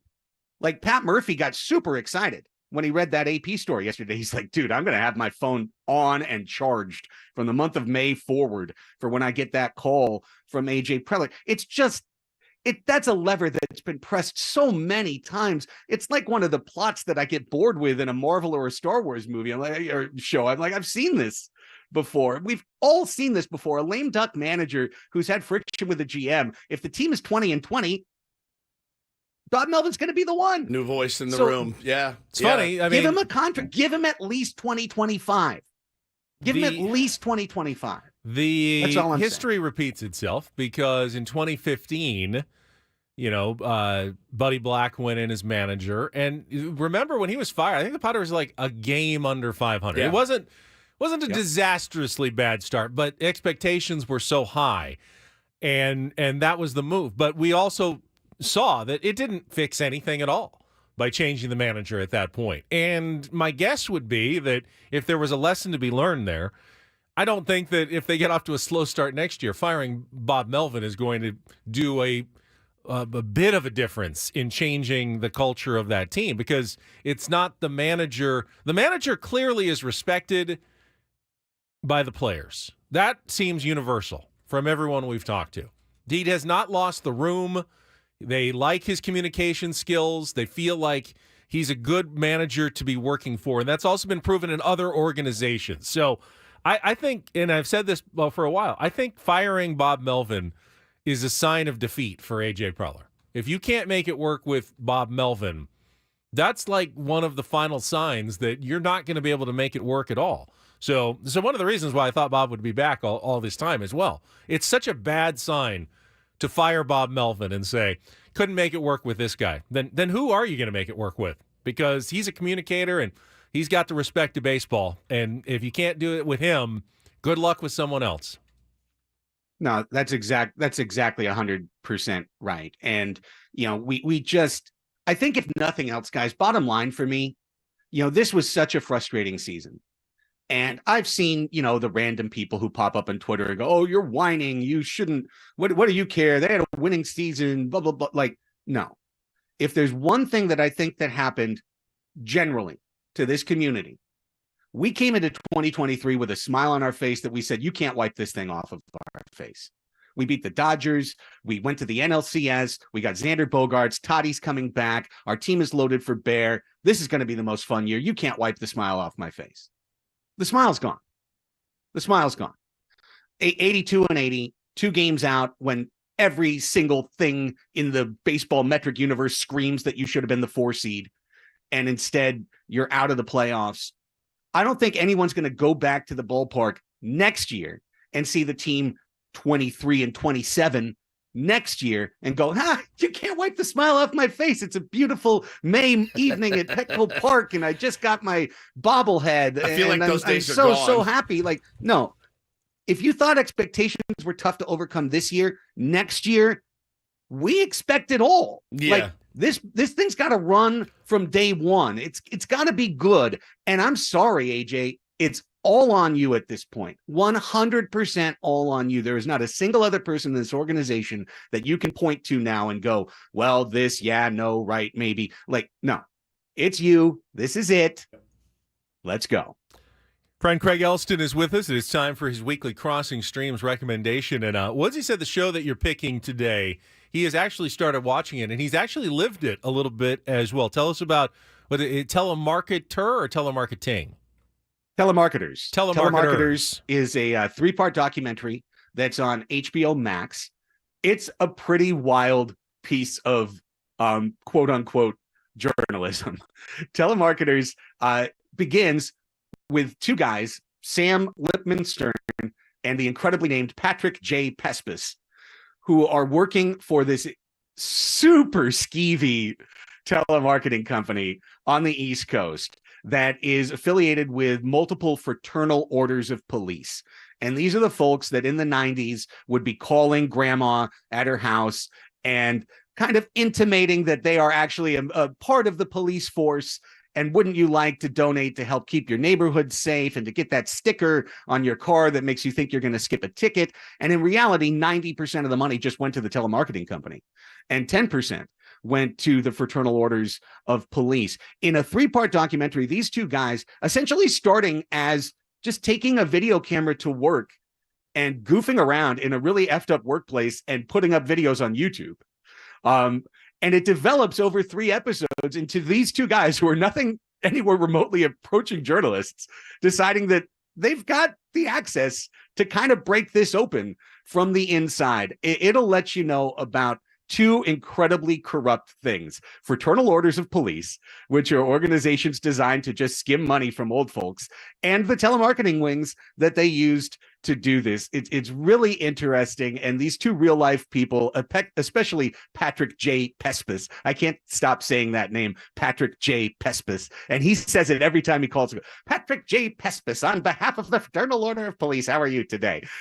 There's just something delightful. By the way, this is a guy that you watch in episode 1 snorting bumps of heroin on his way to work. Wow. Like, this is a wild gonzo, but it actually does expose some things that are pretty damn seedy that you maybe aren't surprised by, but to see the depth of it, it's pretty remarkable. Telemarketers is an enjoyable watch. I could have standed for it to be maybe a half hour less of each 3 episodes, but I found all of it to be pretty compelling. Is it so it's a documentary, or is it like a documentary dramatization? No, it's a documentary. It's a straight documentary up. series. Yeah. Okay, cool. They're real guys. I've done it. I worked for the Police Activities League, Craig, selling stickers to, like you said, the elderly. I was probably 17, in high school. They'd hire you. What's your advice, basically? Don't ever say yes to a telemarketer, no matter what it is. Just say no. I mean, don't hang up. Don't even answer it. What's the advice? Now, the new telemarketer is Instagram, and I buy 5 things from Instagram every day. So, I mean, who am I to tell you guys not to, buy stock over the phone or whatever? It makes you happy, I guess. Yeah. So Buyer beware. I did it. I mean, I remember the guy telling us, no, you can be anybody you want on the phone. I could literally call and be like, hey, this is Kirby Puckett. I'm with the Police Activities League. Do you want to buy a sticker? But I will tell you, it made me like better, as a better speaker, everything else. It gets you comfortable on the phone. So thank you, Craig. It's a great show. Excited about this interview. Appreciate your input, man. All right, boys, I'll be listening. Good luck.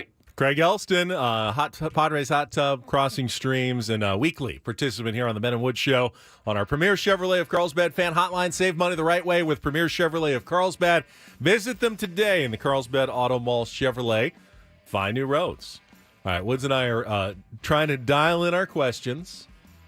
Locked and loaded. For AJ Preller. He is coming up next, Here we go. general manager of the Padres. Call it our last Friar Friday, our wrap-up of the season on our management report. Next, here on San Diego's #1 sports station, 97.3 The Fan.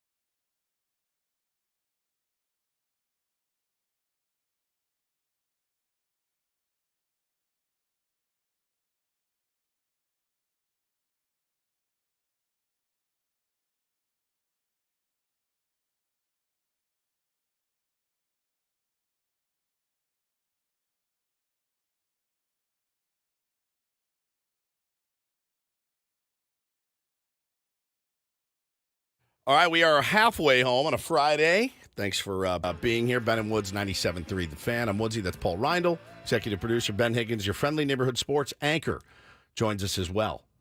I do. And joining us on our Premier Chevrolet of Carlsbad fan hotline right now, get right to him to kick off our 8 o'clock hour, the general manager, president of baseball operations for the San Diego Padres, AJ Preller. AJ, as always, we appreciate your time this morning. Happy Friday to you. Hey guys, thanks for having me. All right, let me start with a simple one. Obviously, we know that season didn't go the way we all hoped it would. What is a lesson that you will take personally from this 2023 season and the disappointment of it? Yeah, I mean, I think I think a bunch of things. Honestly, I mean, I talked about the other day. I think it's definitely view it as a missed opportunity. I mean, there's not I think we've started this season feeling that we had a team that could win a World Series trophy, and obviously not playing in October right now is bitter. And I think from I think there's a few different things. I think one of the things overall is just being able to handle expectations and what that comes with. And I think that's one thing that we've started talking about as a group a little bit more. And again, I think we'll use the next couple weeks to unravel some more parts of the season and make sure we're in a better spot for it here going forward. AJ, you said on the Zoom meeting the other day that you are what your record says you are, and I know that your record as the GM of the Padres is below 500. You're going into your, I believe, 10th year. So why should Padre fans believe that 2024 is going to be different, and that you've got the plan in place to make it different? Yeah, I mean, I think probably the biggest thing we've talked about is having a team that I think philosophically what we've tried to do is invest in players, and I think every team does a little bit different. I think from our standpoint, we've got a really good group of players that that we believe in that are going to be here. So it's not I think for us, you look up and starting the year next year with Tatis and Machado and Cronenworth and Soto and Darvish and Musgrove and down the list. Like, I think that's the biggest thing is I've got belief in that group, and I feel like it's a team that should be able to every year to play into October. I think it would be different if we got to this point and we look up and we didn't have that core group, and we were in a spot where every single year you've got to kind of recreate your team. But I think that team next year going into it gives us a really good chance to play, to get back to where we were in 22. And, and I think from our standpoint, how do we tweak it a little bit? I think we've got a good group and the central pieces in place, and, let's see if we can come up with a little different formula and, from that standpoint to round out the club. Talking to AJ Preller, general manager of the Padres, is with us. One of the things you did also mention on Wednesday in that Zoom was the possibility of hiring, in your role as president of baseball operations, a general manager under you. I know you said you're looking into it, and it may or may not happen at some point. What sort of person would you look for in that role if you did decide to go that direction? Yeah, I mean, I think you're always looking for people that are open and people that obviously know the game, understand the game, people that are open to different ideas and thoughts, people that can bring a group together. I think somebody that can complement our group and what we do. I think that's with anything, with any hire. That's those are the things that we're always looking to bring in, and somebody that wants to be collaborative and ultimately is gonna help us win baseball games. So we have a lot of really good people here at the Padres, and I think it's it's a big reason why we've been in the playoffs a couple times, and why we have a roster that people want to come see play. And ultimately when we talked about it the other day, I think it's I think every year you go out and we're always trying to look to add and bring in people that can add to the group we currently have. And don't think this off season will be any different from that standpoint. Do you feel a little painted in a corner now, since you said that you'd be open to that, and now everyone's like, well, you should definitely do that because it can only help to get a fresh voice. Do you feel like if you don't do it, people are going to be mad? I mean, I know there's really no winning, but do you feel like now you almost kind of have to? No, I mean, again, like I think looking to add good people and how it kind of complements our team. I think those are all things that I'm always looking at and trying to do. I don't feel like, hey, we have to, if we come out of the off season and we haven't done X, Y, and Z from a front office standpoint, that's a failure. I think it's just like, hey, let's go out and make sure we have good people in place that are, they're going to help our club win. And, I think we'll be open to that here in the next couple of weeks and months. Talking to AJ Preller here on Ben and Woods this morning. Now, you said it on the Zoom, and then Bob pretty much confirmed it yesterday to Bernie Wilson that you guys don't really put a lot of stock into anonymous quotes. But my counter to that, AJ, is that a lot of them are coming from current players on your own clubhouse. I fully understand people that maybe you used to work with, whatever. That I understand. They would say the same thing about me. I get it. But is there a reason that you guys wouldn't want to listen to and maybe respond to some of those concerns that have been raised? Is that something you guys are planning on doing? I mean, I think again, like we're constantly talking to our players. I think it's one of the things, from my standpoint, we've been, you see it both ways. I see the front office get criticized for talking too much to our players and listening too much. You see us get criticized for, for not listening enough. So I think, I don't put again, like from that standpoint, not too focused on, whether or not we should do that to win public opinion or anything like that from that standpoint. I think ultimately, getting feedback from a group is important. And, but I think the feedback we'll get is from somebody directly where they're putting their name to something or, talking to your players and getting specific, situations and details on how we get better as a group. And, we're gonna put all our effort into that. We do that every year, every off season, and we're gonna do that again here this off season. Then you get specific examples and ways you get better. But I think the point Bob was making, and I think similar thought that a lot of people at Petco feel right now is, when you have just a story where there's no there's no names to it and there's no context.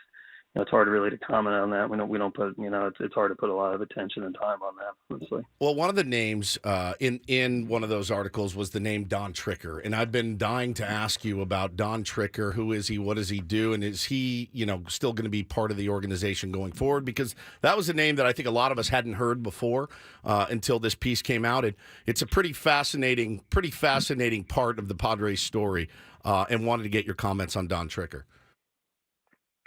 Yeah, Don came over from the All Blacks, the New Zealand rugby organization, one of the most successful programs in the game right now, or basically across the world. And Don's main role with us is to, oversee our training staff and our strength and conditioning groups, and that's always an area where where those two groups, making sure they're on the same page. Sometimes. I think when I got here to San Diego, there was a lot of talk about those two groups not quite, working together, maybe having, different motivations and some different thoughts. And, Don has been able to come in and, honestly, in the last 4 or 5 years, those two groups have worked really well together. And I think in large part because of the work that Don has done, where he's able to get those two groups to understand, hey, this is about putting our players in the best position possible. And using the strengths of those two groups to make sure we're in a really good position. And, I think Don is, if you talk to people in our organization, there are a ton of people that have a lot of respect for Don and honestly feel like he's been a big difference maker for us. Sure. And I think my overall point that they didn't seem very pleased with Don in that article. So that's kind of what I wanted to find out. Is that something that's going to be addressed as well? Yeah, no, again, like I think, when you talk to the people that are working there every single day, there's a lot of people that have a ton of respect and I feel like Don adds a ton to the organization. And, from my standpoint, he's a guy that's been a difference maker for us here in the last few years. Talking to AJ Preller, and AJ, I know fans would love to hear about like specific plans for players, and I realize you probably can't do that, first of all, because you don't know what they're going to be looking for and asking for, and wouldn't really be wise to give the plan out as well. However, the first immediate decisions that you've got coming up, like player options and team options on pitchers like Michael Wacha and Nick Martinez. Can you at least kind of tell us how you're going to make those decisions? Valuable guys, but obviously, those are some big decisions that you have to make here coming up. What kind of the process is going to be going underway here with those two guys specifically? Yeah, I mean, I think when we get to I think when we get the next couple of weeks is all about figuring out a budget and where we're going to be at from a payroll standpoint, and then that'll point us in the direction of what the next steps are. So, I think I think we have a few players with these opt-out situations. I think with Wacha and, with Michael and with Seth Lugo, they were two guys that honestly were probably two of the, two signs last offseason that did great work for us and pitched really well and have put themselves in a position where, both from a team standpoint, we have a decision with Michael to make. With Seth's standpoint, he's got a player option, and the same thing with Nick Martinez. So, I think we'll see how the next couple of weeks play out. We'll get a sense of, what our payroll and budget numbers are going to look like, and then we'll handle those situations as we go and kind of factor in what the trade market's presenting, what the free agent market is presenting, and and go from there. But all three guys are three players that they've pitched really well here and been at least in this last year, they were big parts of the pitching staff. Nick the last couple of years. And I think we have to get into the off season and kind of see how things play out. But they're other guys that we'd like to bring back, but got to see how things all work out over the next few weeks. It's AJ Preller on with Ben Woods this morning, and with so much payroll committed long term, AJ, and I know Peter. Obviously, we're pulling for him to get better sooner than later, right? Peter has preached continuity with the San Diego Padres, and we're going to get continuity this year with you back and Bob Melvin back as well. But, Bob is going to be playing or managing on a one-year deal as of right now. Do you think that's going to be a distraction that's going to be hanging over him, you, the fan base, anybody that wants Bob back? If things go south early, I'm sure everybody's going to be talking, of course not us, about a quick hook and going with a different voice. Is that something you've thought about, an extension? Have you guys talked about that at all? Yeah, I mean, I think like I mentioned the other day, I think all the, whenever, contract negotiation situations on that front will, I think from our organization, myself, we never really get into the details of that publicly. But I think, our players have a lot of respect for Bob. And again, I think from that standpoint, I think our players, honestly, like they understand, I think their focus is going to be on how do we make sure that we're in a better spot for next year. And, I think that's, I think from our standpoint with Bob, I think that's going to be really a big part of the focus over the next few weeks is getting there. And, anything we do with Bob and his situation from a contract standpoint, we'll handle, between me and him, privately and go from there with it. Sure. Is it contingent? Is it contingent on winning? Is it, well, if you get off to a hot start, then we can talk about, you don't have to give particulars of a number or anything like that. I mean, do all parties involved, want to stay here and continue to pull on that rope and deliver, a championship? Yeah, I mean, I think that's really what, again, I think, obviously when the season ended, everybody's kind of so focused on winning games at the end of the year and during the season. I think when the year ended, that's what, the last, the first few days coming out of the season was all about, just making sure that, hey, now that we got a little chance to breathe, and, think about and reflect a little bit, hey, where's everybody at? And, I think from Bob's standpoint, hearing his take and his thoughts and, getting to a point, the couple of days after that where everybody's, I think everybody looked at it as, yeah, this is a place we believe in our players, we believe in the team and the group. And, I think everybody's excited about, the challenge for the off season about getting better. And, hearing that from Bob directly over the course of the last few days was important. And, I think honestly, everybody's feeling pretty good going into the off season from that standpoint. You're one of the few people in baseball that Scott Boras seems to speak highly of, especially at those winter meetings, press conferences. Obviously, with Juan Soto, 1 year left on his team control. Have you seen a willingness on their side to even discuss? You know, Scott has been known for wanting to take players to that open market to drive up the free agent prices. I mean, you certainly have expressed an interest in keeping Juan Soto.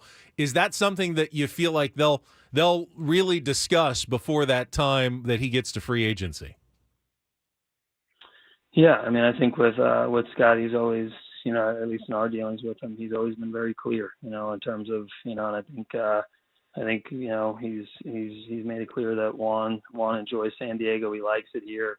He obviously had a really big year for us this year in a big second half and last month. And I think again, I think from Scott and from Juan talking to those guys over the last year, I think there's definitely scenarios where they have, being in San Diego is of interest, and I think that's, we'll get into that a little bit more here as we get into the next couple weeks and months and get more of a sense for exactly what that means. But I think the interest level on both sides is there. Good. Talking to AJ Preller. Last one for me, AJ, before we let you go. So we had Eric Krupner on a couple weeks ago, and he talked about reducing payroll. It's been reported payroll is going to go down. Now, season tickets are going up, and we hear from hundreds and hundreds of Padre fans on a daily basis. What's your message to those fans, the ones that are kind of, they have a little doubt now, they're a little unsure. They still love the Padres, but they want the Padres to do well and be in the playoffs. What is your message to those guys about some tangible improvements that we can expect next year? Yeah, I mean, I think, the biggest thing is, I just know that we've got, a group of players that is, I feel like as talented as any team in the game coming back, for next year. And I think we're going to have an unbelievably motivated, group of guys that, I think the way we played down the stretch, I think we had the best record in baseball in the month of September. I think that's what we should expect every single day, what we should expect, from the beginning for next year. So, I think you can look at it. There are some things that didn't go our way this year, from some different standpoints. But I think we're, I know that the guys, just talking to them here at the end of the season, are very motivated. We played very hard down the stretch and took a run out of here down the end. But I think from that group standpoint, the way we played down the stretch, I think everybody said, yeah, that's the way it should be from day one here. And I think that group's going to be very motivated to make sure we do that here from day one of next season. I think that's a positive note to end it on. AJ, we do really truly appreciate you giving us the time and what you can share with us, and our Tier 1s appreciate it as well. Good luck to you with Padres in the offseason. I'm sure we'll check in at some point, and we will be looking forward to being back at spring training in February and see you out in Peoria. All right, appreciate it. Thanks, guys. All right, there's General Manager and President of Baseball Operations, AJ Preller, on our Premier Chevrolet of Carlsbad fan hotline. Save money the right way with Premier Chevrolet of Carlsbad. Visit them today in the Carlsbad Auto Mall. Chevrolet, find new roads. All right, I thought we'll discuss as we come back, and we can open the phones as well. 833-288-0973. Thought we got a little more than the Zoom there. A little bit more. But you can make your own judgments.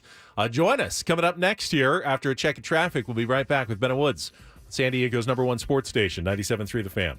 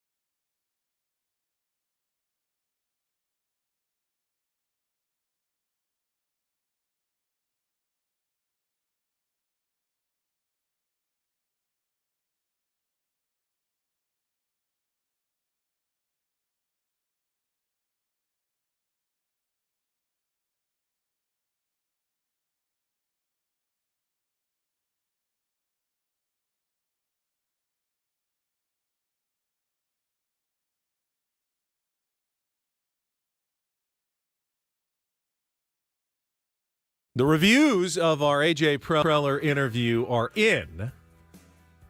They're mostly positive. I don't care about the reviews. I mean, again, I asked him the questions I wanted to ask him, and with AJ Preller, that's all you can do. That's it. Yeah, that's I think, all you can do. Yeah, a lot of people said, good questions. You did your best, guys. You asked the questions that needed to be asked. It's like someone said it was bleeping garbage, but that's fine. That's your opinion. Ben, you can't walk in a room and look at me and go, "Stop being fat."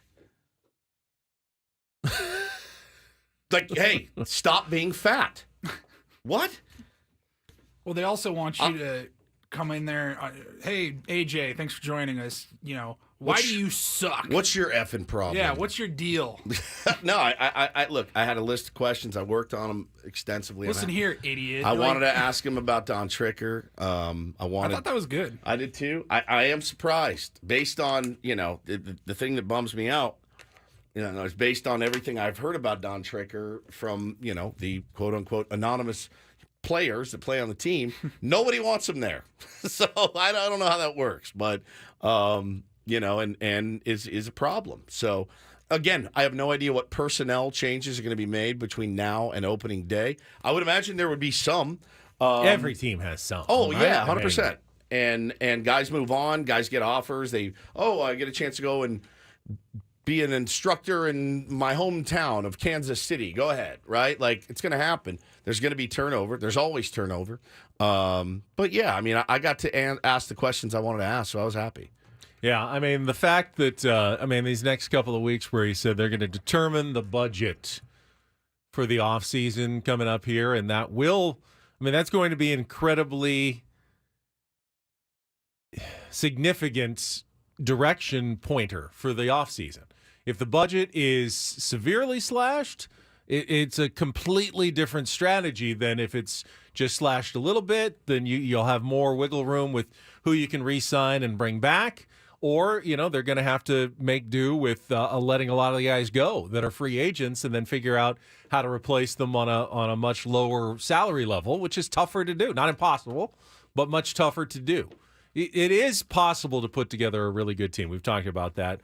Whatever the payroll level is, as long as it's, still among the top 10 in baseball, but you can't say that, well, AJ's hands were tied because he wasn't given the budget. Not going to blame the budget for the Padres' lack of success if they don't have it next season. And by the way, as much as y'all may hate it, AJ could be right. These players are good enough that they could come back and have a really good season next year. Sure. It's not, the core. It's not a crazy thing for AJ to defend the talent of his players and believe in the players coming back and having better years than they did this particular year. That's not wrong of him to say that. Absolutely not. It's not. You're not selling us a bill of goods. The wrong would be just simply leaning on that and that only, and just dismissing everything from 2023, not learning anything, not trying to change anything. Yeah, that's my biggest fear. My biggest fear is that it's like, hey, season's over. Let's wipe the board clean and let's get cracking on 2024. And again, nothing changes if nothing changes. If you don't change, some things about the organization and do a little bit of reflection and, all right, I need to button it up. I need to clean up. We've all, things have gotten away from all of us in our life at times. And you got to reset and just put my head down and grind is not always the right answer. It's just not. And I don't know that it's the right answer for him and them and everything else. But yeah, I mean, look, it's what you're getting into when you interview AJ Preller. And it's just not going to give you a lot. There's it's a bit of a chicken or the egg question. But in 2022, when things went pretty well for the Padres, you remember there was LFGSD, the Jorge Alfaro moments. It really felt like there was a great vibe at Petco Park in the clubhouse for the most part. It wasn't perfect, but there was something special going on in the air. You never felt that last season. Now, was the vibe created because of those great wins and that created the great vibe, and because they never had those, the vibe wasn't created, or was the vibe already there and that led to the wins? Ken Rosenthal wrote a piece this morning in The Athletic talking about, it says, bring back feel. He says, it's not that I'm against analytics. I'm not. They inform us, enlighten us, brought us our understanding of the sport, but There is also maybe it's been forgotten a little bit that creating a positive feel among a team is very important for success. And you see the teams at the end, are they there because they had the good feel, or do they feel good because they're there at the end? Is it the chicken or is it the egg? Which one is it?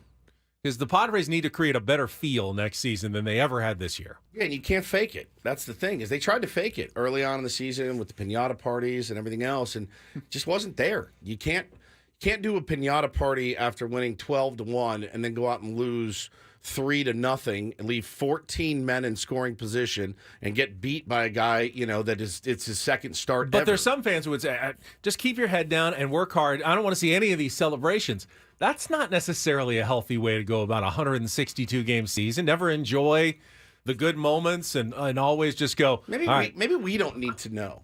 Maybe we don't need to know. Maybe I don't need to be inside the locker room for a piñata party. Maybe.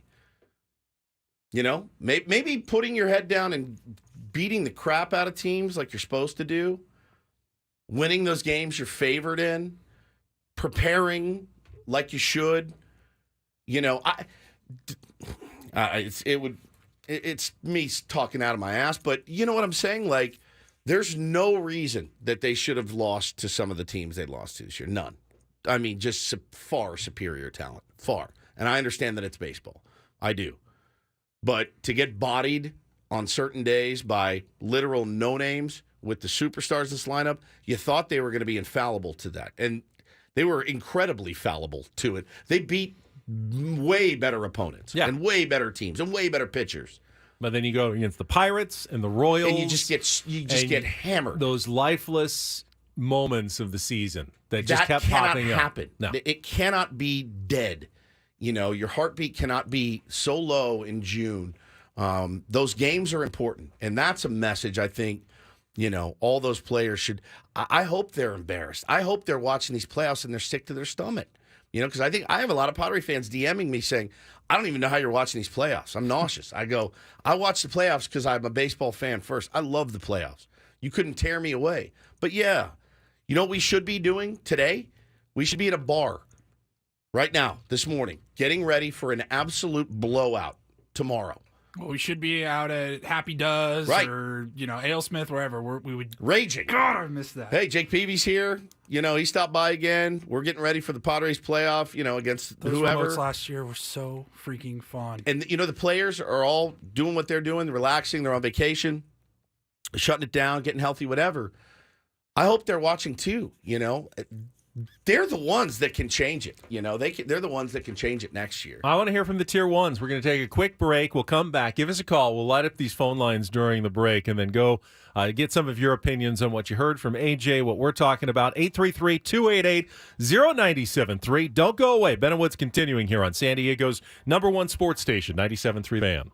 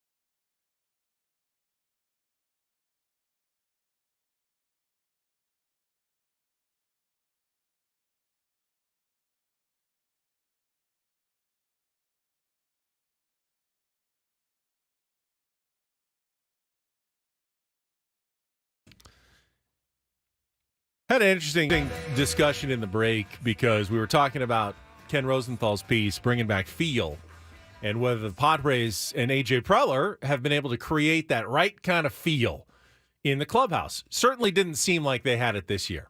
Kind of did have it the year before. What was the difference? What changed? You can point at players and say, Jurickson Profar, Jorge Alfaro. Were they the glue that was holding it all together? That seems like a bit of a stretch to me as well. But the Phillies clearly seem to have it right now. Now, maybe it looks differently if they lose their next 2 games and they're facing elimination at the hands of the Braves. Yeah, vibe's not so important anymore. Vibe doesn't look as good anymore, and you lose 2 games at Truist Park. But at this very moment, that team looks like they've got the exact right kind of vibes you're looking for. Do they have more talent than the Padres, though? They're very talented. Don't get me wrong.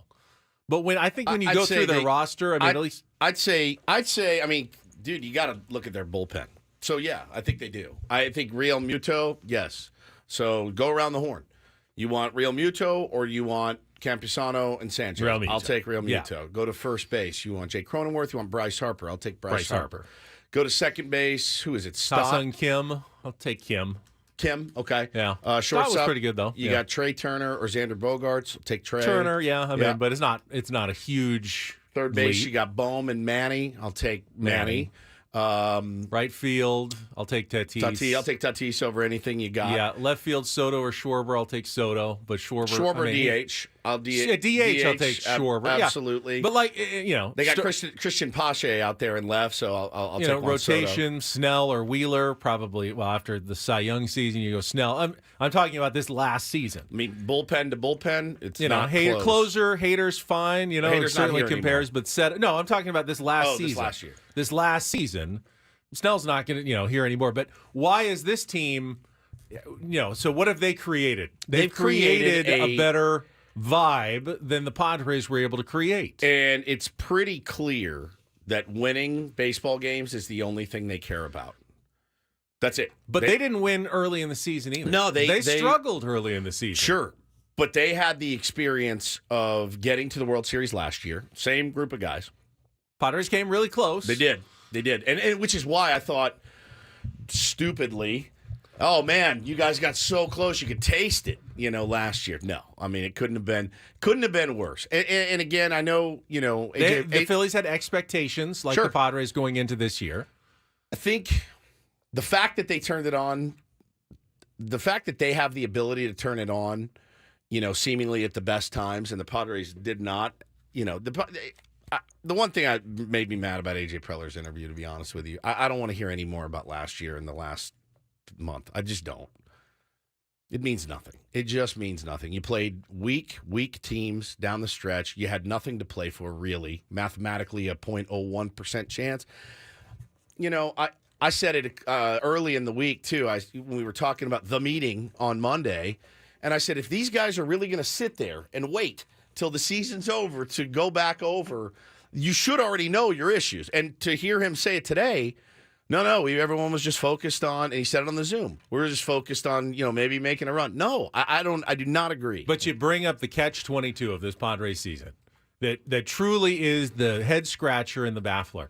So we've said so many times, all those early season games that they lost, boy, if you just played with more urgency back then, well, do you want them to play with more urgency, or do you want them to play like they did at the end of the season with less urgency, like nothing matters? Go into the season. The expectations, were they crushing you, or were you too confident and you didn't play with enough urgency? Yeah, Which one was it? Honestly, were you trying too hard because your expectations were so high, or were you cruising because they weren't?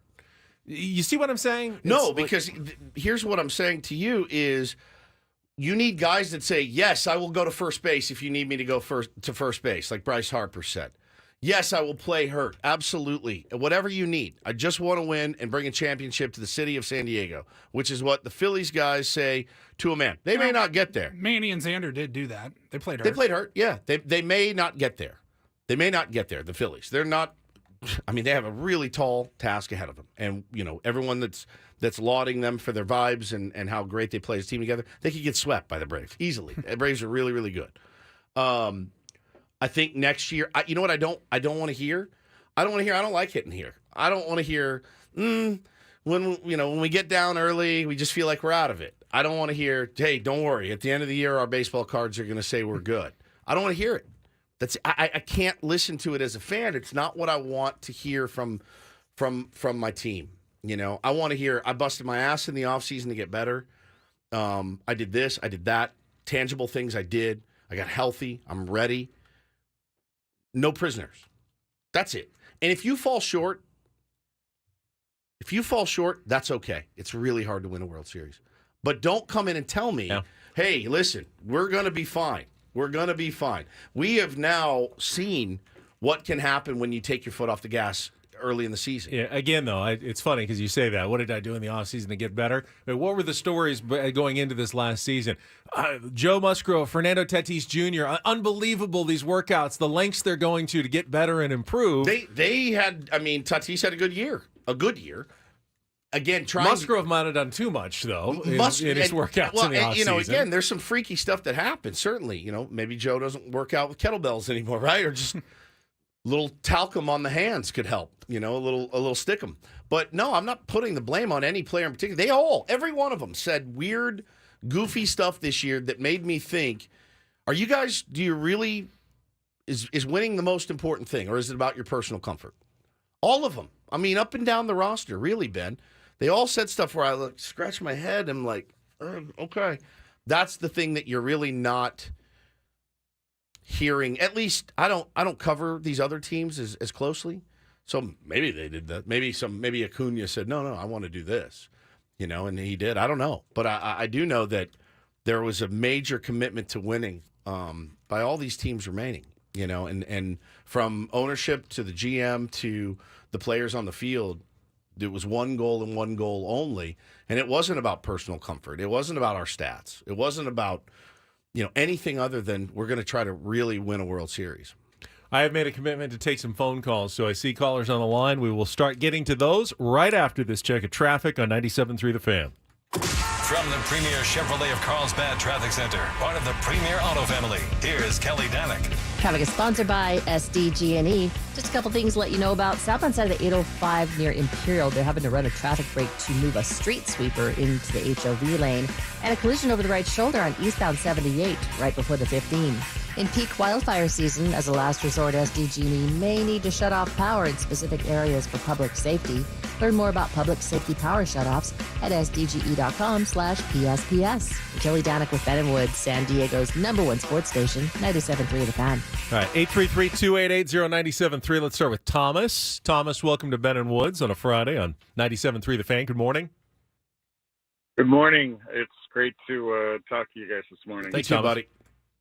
So real quick before I get to AJ, number one, I would personally like to take credit for the year that Juan Soto had. Good. Then when you were on one of your many, many vacations, I had called in and pleaded with Woodsy to make an executive decision to do a recount on, I just think the pressure was too much for Juan Soto. He couldn't handle having the #1 drop, and so I thought it should have been Adam Flubs. It should have never won. It should have never won. Yeah, so, never. So number two, Woodsy, please this coming year, don't bring in some quack that's going to break the curse over the Padres. I won't. That guy was something. Maybe the curse really. Maybe he really did, but unfortunately it was 4 months too late. Yeah. Yeah. The energy healer did not work. It made it worse. Although, he did say there was a lag. Is it possible that the energy healer finally worked over the last 16 games of the season? That is Need true. an extra 6 weeks. Exactly. And then my last point is I would just like to get the formula to the Kool-Aid that AJ, #1, has got Mr. Seidler to drink, and now he's trying to get all the rest of us tier 1s to drink. I've got a headache after that interview. That was just AJ's the only person I know that can say a whole lot of something without saying a whole lot of nothing. Yeah. I will say that if the strategy is to club the rest of the league with your talent, then you better have a whole lot more talent than everyone else. And the Padres have a lot of talent, but we just went through the Phillies roster. You can go through the Braves roster, go through the Dodgers roster, and I'm not saying that the Padres are less talented than those teams, but they're not They're not so far and above those teams that you can simply roll your talent out into the field and go, we're just going to club our way through everybody. Now, you should have clubbed your way through the Pirates, and you couldn't figure out how to do that. That's a big problem. But you don't have that much talent that you can just say, you still need to find those extra little edges, those little margins where you can, improve here and there, turn a couple of losses into victories. Hold on, though. The margins on how you can improve at least, we're not going to club anybody over the head with our talent next year with only, right now, 2 starting pitchers under contract, both of which are injured. We're just not. That's a pipe dream right now. Yes, the core is absolutely great. Manny, we know the names. They've got to play better. They know that. Number one. Manny's he's hurt. He's coming back. We don't know when he's coming back. How's he going to play? Is he going to need a nice long ramp up? Or will he finally be healthy for the first time in a long time Sure. and have a monster season? Yeah, exactly. I mean, anything can happen, certainly. Is Xander's wrist going to be okay? There's so many question marks. So I think the days of believing, we're going to club guys over the head with our talent, I don't know what the roster is going to look like. You're going to be hard pressed to make it look better than it did this year, and you still fell short. You needed a miraculous run at the end to crack 500 by a couple of games. So yeah, I mean, forgive me if I'm not, drinking the Kool-Aid so far. Let's go to Lorenzo. You're next up here on 97.3 The Fan. Hey, Lorenzo. Hey, you're on the air. Lorenzo's in a different conversation. Lorenzo, are you there? Oh yeah, I'm here. Go ahead. You're on the air. Thinking about it. Yeah. Just a couple things. One, some of your compadres on the station.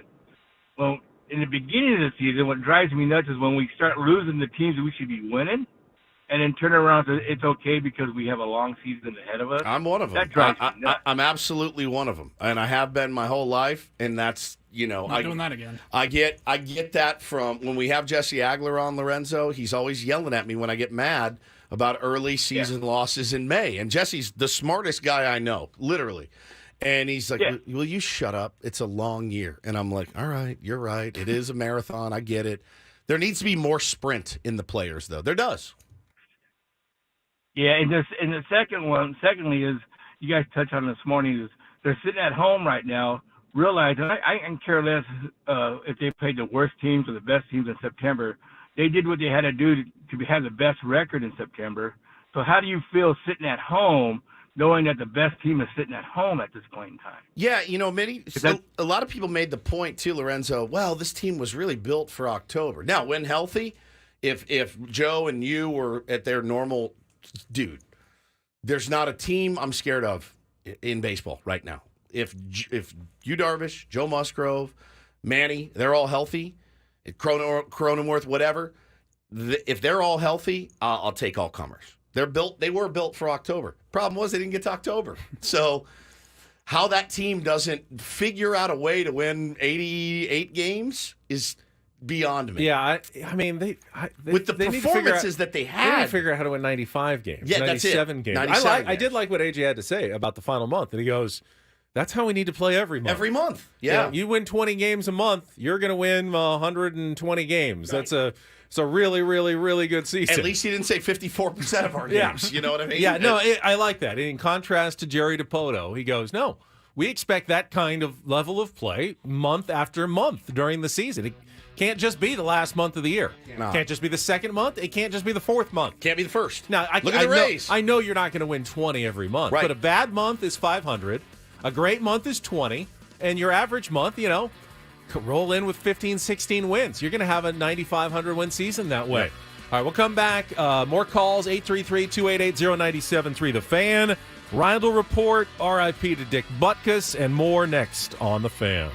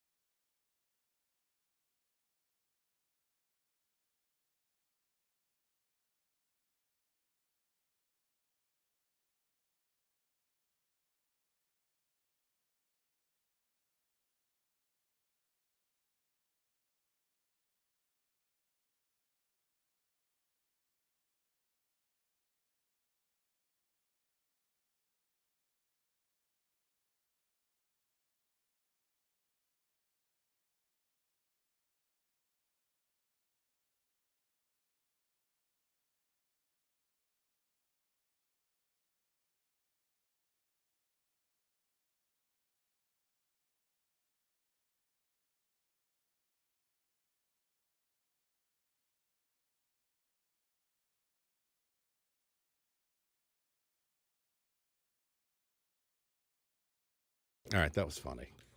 There's a quote for everything, isn't there? Literally, it seems like the timing of that was just staggering.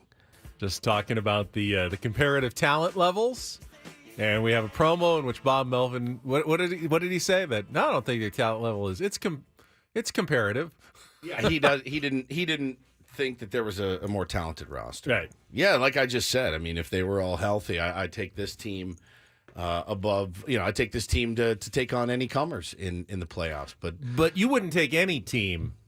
If I could tell you, I'll give you by far the most talented roster. You can have your pick of any player in the league at every position. No money, no, you don't worry about it. We'll cover it. But they're going to be the worst team in the league in one-run games. I don't know. I mean, you can't. I don't know that you can win if you can't win close games in baseball. Even with a massively talented roster, you got to find a way to win close games. Yeah, it would have sucked in October to get there, and that become an issue in a 1-run, 2-run game.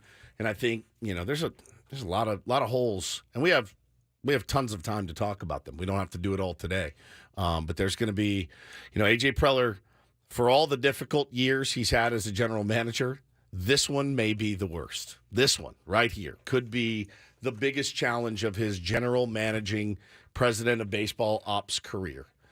Expectations are going to be even higher, as Craig Elsten mentioned. Especially, again, you make the playoffs this year, you get knocked out in the second round, whatever it may be. You run against the juggernaut Braves, you go, all right, we run it back and do it again next year. There's no articles being written. Everyone's like, okay, all right. Sucks. We could have done this. Bob should have gone with this guy.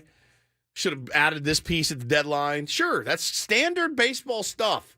But having a $250 million payroll that doesn't sniff the playoffs is not standard baseball now, stuff. AJ has really come back multiple times. He's been rock star GM, and then he was like, persona non grata. This is not working. And then he was in AJ, I trust.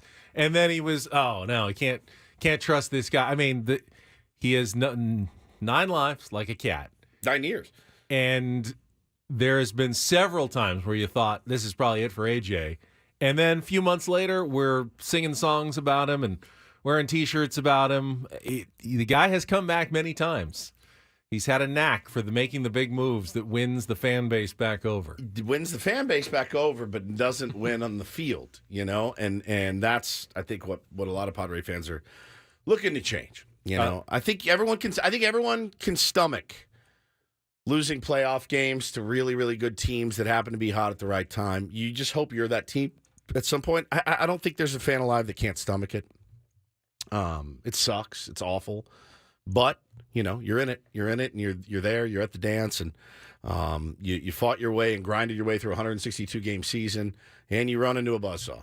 It happened to the Padres when they went to the World Series twice. Played two of the best teams that have ever been teams, right? Just happened to run into them at the wrong time. Doesn't mean they weren't great teams. They were. So you can stomach that as a fan a little bit. It sucks. It stings. But, man, they went down fighting, went down swinging at the end. And now the fact that it's, October 6th and other teams are getting ready and they're doing scrimmages and it stinks. All right, we got more callers on the line. Hang on. We can get to you, 833-288-0973, but let's see what else is going on out there. It is time for the final weekly edition of the Reindl Report. And get things started here with our today's edition of the Reindl Report. Now tuned into the greatest. Welcome to the Reindl Report with Paul Reindl. Hi, Paul. All right. 2 stories from the world of sports that we haven't gotten to yet. We'll start off in Major League Baseball. And 1 story that you didn't know you needed. Are you laughing, biatch? It's the Reindl Report Hey, Paul, how you doing? Okay, how are you? on 97.3 The Fan. Are you ready to bless the mood? I need some help, please. That was good. Can I get a oh yeah? Oh yeah. All right. All right. How we doing, gentlemen? Fantastic. Happy Friday. It's Friday. It is. TGIMFF. All right, gentlemen. We mentioned Thursday Night Football earlier in the show very briefly because it just led into Ben turning the channel and going over to the Golden Bachelor. True. Probably the better move. Probably. We got a lot more content out of the Golden Bachelor this morning than we did of Thursday Night Football. But The Bears did win 40-20 over the Washington Commanders. The DJ Moore game? Holy crap. No kidding. Justin Fields looked fantastic. 4 touchdown passes. I don't care. I don't want to talk about never that. mind. Never mind. Okay. I actually just wanted to talk about Magic Johnson's tweet. After the game. I Magic Johnson, who is now a part owner of the Washington Commanders. Completely forgot. And he was there. I saw him on the set of Amazon Prime. He tweeted after the game tonight. Again, the score was 40-20, Chicago. Tonight, the Commanders played with no intensity or fire. We didn't compete in the first half and got down 27-3 heading into halftime. It was too big of a hole to climb out of, and that is why we ended up losing 40-20. Yeah. It's very matter of fact. Magic's tweets. He's ChatGPT. That is great. That is a great comparison. He is ChatGPT. That's what he is. He's a walking. And I think he is. Do you think he looks? Do you think he looks at his friends and goes, "Watch this"? It's like that high school football story. Yeah. The Chicago Bears jumped out to a Yes. 27-3 lead, and it was too much for the Commanders to overcome as they ended up losing the game 40-20. It's a ChatGPT tweet from Magic Johnson. Yeah. He's not wrong. I kind of forgot. I mean, I forgot that he was a part owner of the Commanders, but now we're going to get all his Lakers tweets that are like, well, the Lakers only shot 72% from the free throw line tonight. That's why we lost. Yeah, it's now we're going to fantastic. get him for football, too. It's fantastic. I love it. All right, next up, shout out to his family is in order. Dick Butkus passed away yesterday. The legend passed away at the age of 80. 80. Do you think, how much does that resonate with current players on the Chicago Bears? Like when they get that news earlier in the afternoon, is it a let's go win one for Dick Butkus? Less than 3%. Yeah, that's a good point. Matt Eberflus, maybe. Like I don't know some of the higher ups, but I don't know that Justin Fields is like, hell yeah, man, we got to win this for Dickie B. You know? Do you have that audio I sent you? I mean, if I'm the coach, I might Give a show little a video. speech. I might show a video Yeah. of Dick playing out there. This is what this guy did. Put it all on the line every single day. You think we can do that for one night here? Yeah, everybody. show us what you're made of. Because they did play a really good game. I mean, if I was the coach, I would just show Play him this. montage about Dick Butkus. And the fame of Bears linebacker Dick Butkus, number 51, grew under the spellbound gaze of millions. For 9 seasons, Butkus played with a bloody rage worthy of a Hollywood horror show. I don't go to the movies too often, but one particular movie that stands out in mind was with Betty Davis. I think it was Hush Hush Sweet Charlotte. I got kind of a charge when that head come rolling down the stairs. I kind of like to sit there and watch it and see things happen and maybe project those things happening on a football field, and not to me. Butkus instilled in his foes a raw, primal fear. And for some, the image of this swooping monster still terrifies. Is there a place to hide around here? OJ, Dick by the way. Butkus, Christ. He is the only guy that's ever, I guess, intimidated me on a football field. He was the meanest son of a bitch I've ever seen in my life play professional football. He didn't like anybody with a different colored jersey. I mean, he really disliked you. You know, he went after you like he hated you from his old neighborhood.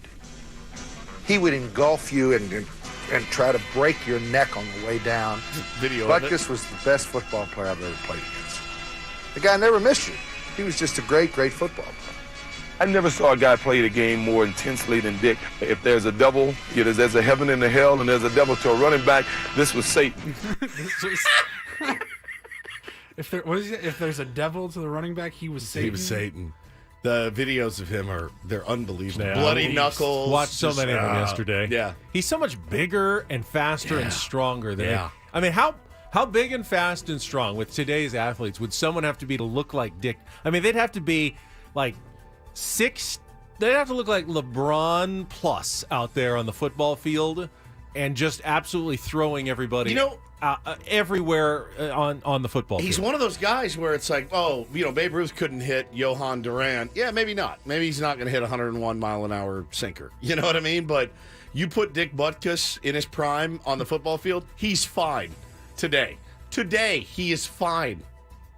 right? Yeah. He can hang. Like, it's weird. I wonder what the rule changes, though. Oh, he'd be dead. 'Cause He'd be fine. pretty much I still every think if he saw single like Tyreek highlight. Hill running across the middle, he'd be like, I can't catch this guy. No, I'd kill him. But I'll pretty just much kill him. every single highlight I saw was a personal foul. Everyone. Today. Yeah. Today, Yeah. it was a concussion ejection, Unsportsmanlike conduct, roughing just the passer. over and over and over again. It was an unrelenting string But, like, of size and things speed? that right now we'd go, you can't do that on the football field anymore. There was a story about how he knocked, I think it was Bart Starr's helmet off and hit him so hard that Bart walked to the wrong sideline after the play. Yeah. Right now, you'd go, this is He's dangerous. ejected. You can't be out there doing that on the football field anymore. He's ejected. There's no place for Dick Butkus in the modern game.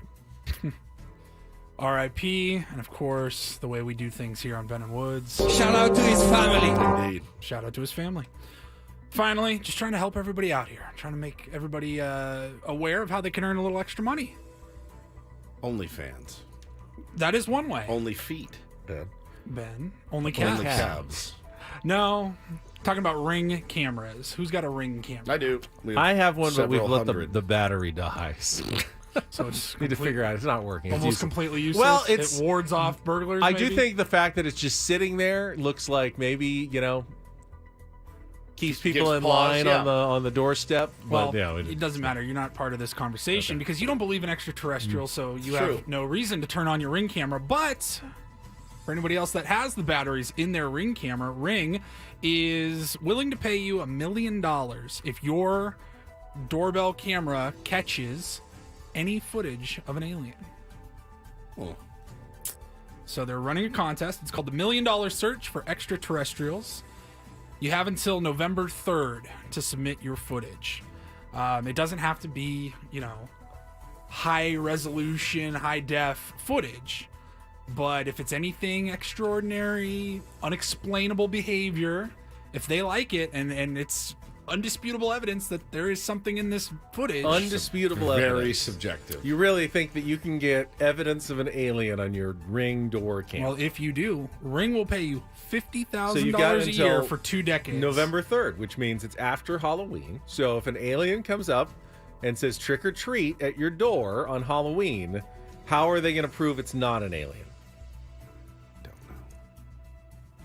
Could be an alien. Well, if you do want to try to get one by them, they are doing a separate contest for fake stuff.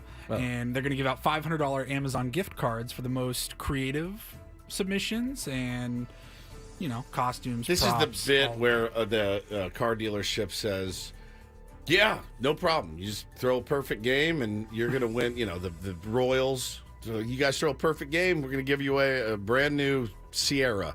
Okay. But it has to be this night. It's got to be this night. Yeah, it's have it's a good bit. We have that promotion. It's a good bit. I forget which car dealership did it, but Jesse would always announce who, or Tony would announce at the beginning of the game, which contestant. Today, if the Padres pitch a perfect game, you have won a brand new, I think it's pickup truck or something. Yeah. And I always felt bad when, the starter was Matt Waldron. Yeah, you're like, It's like, hey, Blake Snell, Joe Musgrove on the mound. At least I've got hope for a minute or two. somewhat of a shot. But it's like, oh, really? Ryan Weathers is pitching today for my perfect game for a pickup truck, and that's who I landed on today? Not even going to watch. It's a good bit, though. It's good marketing. Elisa Good pop. says in the chat, this is going to at least field a bunch of tomfoolery. Yeah, I'll be forward. Who's the be guy looking that forward has to seeing- work there? He's like, Gotta go through every single. No, it's right there. You don't see that little light in the F background? you guys for making me do this. It's a punishment, maybe, for somebody. Yeah, at could Ring. be. But there you go. Hey, if something happens and your Ring camera catches it, you could get $1 million. Well, you know what? Ring's going to be in trouble. If the aliens do come and land on a busy street that is filled with Ring cameras and everyone gets the ship landing, they're going to have to give out a lot of money. If Well, you that just does told them they can occur. land in front of your house. They'll be fine. That's true. You won't catch 'em. I would not catch them because I did not have the battery in my camera anymore. All right, let's take a time out. We still have phone lines open if you want to join us and react to our AJ Preller interview, our Padres conversations, or if you'd like to give your review of the Golden Bachelor. We will take all of it. 833-288-0973. Actually, I've got a tweet that's going to just ruin your day. So we'll Great. do that next from our pal Saris. Fantastic. All right. On Padres San fans, stay Diego's tuned. #1 sports station, back after traffic here on 97.3 The Fan.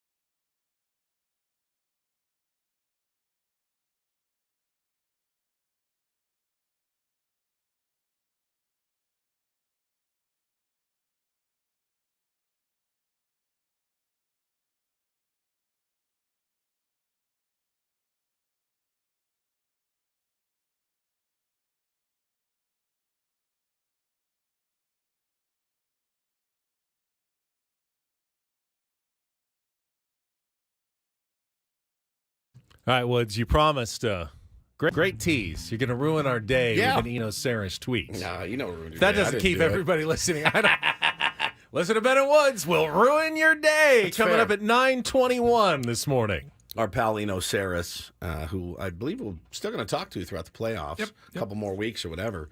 Eno tweeted, $48 million to arbitration guys brings the Padres' payroll to $175 million for next season. Report was they're trying to pare to about $200 million. So $25 million to find 2 or 3 starting pitchers, depending on if $8 million Martinez opts out, and probably want a high-leverage reliever too. Magic is what they need. That's always... Now that's assuming that they don't release any of those arbitration-eligible players. Sure. Who's ARB eligible that they could release? Tim Hill is about $2.5 million. Austin Nola would be $2.5 million. You could... Grisham's almost $5 million. So that's $10 million of those 3. Now, that leaves you with other holes. Certainly defensively, you'd have to find... I mean, you can move Tatis to center, but then you need a corner outfielder to replace Tatis. And certainly you're not going to find probably a defensive player quite as good as Trent Grisham out there. Nola, I find it hard to believe that the Padres will do anything other than release him, even though, I've heard the reports that, if he's feeling better and he's gonna compete a little bit here in the fall and in Arizona to try to get back. Luis Campusano is the catcher of the future for the Padres, at least for the moment. I mean, Ethan Salas may be the future catcher, but my guess would be if things go well, Campy's going to get the majority of the starts next year. I don't know that I'd even really think about investing that heavily in Gary Sanchez to come back. I don't necessarily want Gary Sanchez taking at-bats away from Luis Campusano. If I had everything I wanted in the world, 2 great catchers is nice, but that's a luxury right now, and I think the Padres need to invest that money in pitching, not the catching spot. So, there might be a little more than that to play with. Yeah, Cody in the thread tweeted, pretty important to note, it's $200 million to get their debt service coverage ratio as a franchise to Major League Baseball guidelines. So it doesn't sound like something they want to do, Ben. It sounds like it's something they have to do. Right? That's not a well, we pare it down to 200. They have to do it. Yeah, I mean, have to is when it comes to ownership, the have tos are a little bit different. Okay. Like, all right, well, we're a little bit over. What are you going to do? Take my team away? I mean, I don't think they're going to do anything like that. They want to see that you're making progress, I think, toward financial conformity with their rules, but I don't necessarily think if you're $1 over, it's not like the luxury tax that penalties ensue. They just want to make sure that, all right, you're not spending yourself into a position where you're in trouble and are going to have to sell the team or anything. That would be bad for our sport. So as long as you're making progress, I think that's kind of what they're looking for, as I understand. Let's go out to Alex. You are next up here with Ben and Woods on 97.3 The Fan. Good morning, Alex. Hey, guys. First time, long time. Thank you, buddy. I just wanted to call and mention, is there any consideration or thoughts that, it seemed, I know it was inferior opponents, but it seemed that the Padres season really turned around after those articles came out. Yeah. So almost like they cleared the air, and that kind of created some levity in the clubhouse and helped them play better. Because I feel like that was it. Towards the end of the season, they kind of, all the dirty laundry was aired, and they were able to kind of play the way they want to play. It's funny because second, sorry, I was just going to respond that the team meeting thing though is something that they've been having and doing and many times it didn't work early in the season. Bob likes to pick his moments for when he does it. He did it, still didn't work. And then the articles come out and they're probably pretty salty about them. Maybe I'm not saying it didn't have anything to do with it, but when people start questioning your heart as a baseball player or really anybody, that's tough. It's tough to hear, tough to read. Like they're questioning your heart. They're questioning whether nobody questions that you have the ability to do it, but they're questioning your heart. As much as we'd like to think that we in the media have some influence, I don't think any column ever won a team a World Series or any, great take on the radio ever changed the course of a franchise. I disagree. Agree 100%. Look at what happened in Philly with Trey Turner and the radio producer that said, hey, you know what? Go out and give him a standing O tonight. I'm telling you, it will work. And they did it. And the dude turned his season around. And it changed the franchise. It's true. Or maybe it was just a coincidence. He was going to start playing better. If that truly is. Pretty big coincidence. If you're the owner of the Phillies and that turned the season around. That guy gets a World Series Doesn't share. that guy, doesn't that he gets a guy ring. deserve something huge for that? I do find it ironic. If the team ironic. believes that was the key, then that guy deserves, I like that, a World Series share if they win it. That's absolutely that's several $100,000 in a ring. I'm sure that would be an upgrade over his salary as a radio producer. It's absolutely ironic. The Philly, the tough. We're tough. We're tough on our players. We're mean. The media's nasty. Let's give them a standing O. Let's just tell them we love them, put our arms on. It worked. Whatever you want to say, coincidence, whatever. You don't believe in stuff like that, that's fine. My man went up, looked around, and went, "Oh, okay, let's get it going." And look at the results. Pretty nuts. Well, you know what? I'm going to comment on that because we have evolved. Just everybody is, Gen Z has come up and millennials. There's definitely a bigger emphasis on understanding and sensitivity as opposed to, just not in our generation, but the younger generation. But in the younger generation, that's who's playing baseball right now. The people who grew up that are now 24-year-olds that are playing baseball, they didn't grow up with coaches who screamed at them and were, tough on them and tough love all the time. It was more Fumbling. It was collaborative and understanding, and maybe a fan base needs to evolve as well. It's funny. My wife tried that bit on Twitter a couple years ago with Chris Paddock. She said, maybe if we're just nice to him, he'll pitch better. He never did. Never did. Were we ever nice to him? Never actually pitched better. Did we wreck Chris Paddock by playing that? No, my man's throwing 98, though, in the Twins bullpen right now. That's true. Isn't that awesome? And that's the best. Back from Tommy John. Alex, you had a second point. Sorry about that, buddy. That's all right. We digressed. Yeah, I wanted to also comment. I think, one kind of the anchor that hurt the Padres the most this season was Hader and his pitching restrictions. I could think back to earlier this season when I think the Padres had just come off a big series win against the Rays. They go up to San Francisco. Everyone's thinking this is the turning point. And we needed him for a 4-out save, or he wouldn't play 3 games in a row. I don't remember what it was. Sure. But they don't get him, and they end up losing a 1-run game. I could think of a couple other situations, and probably even if you go back to last NLCS, him and his restrictions really hampered the Padres. And I think you take those 3, 4, 5 games, and that kind of ends up being the difference because, not only just missing out on 2 games, but that kind of really killed. Anytime we got momentum, I feel like we ran into those restrictions. So I'm kind of glad he's gone. Hopefully we can move past him. Yeah, that's all I have. Thank you guys. Great show. Thank you, buddy. And again, it's not all on one guy. Tough to blame a guy who undoubtedly had a great year by the numbers. I mean, you would have liked to have had him in there more, but isn't it maybe more on not having a better, deeper bullpen and higher leverage situations that when you did have a couple of injuries, you didn't have anyone to bring up to replace guys that got hurt when Robert Suarez went down. It took there was no one to call up from the minor leagues. That to me is more on AJ than Josh Hader, the Padre, because you're not doomed to lose a game because your closer won't come in the 8th inning. You have someone throwing who can get outs, and they didn't get those outs. There's no guarantee that Hader would have, but you have to have other guys who can get outs besides your closer. Yeah, for sure. I mean, it's a hard line to you got one foot in either camp. Like, hey, I get it. You're going to get your long-term deal, et cetera, et cetera.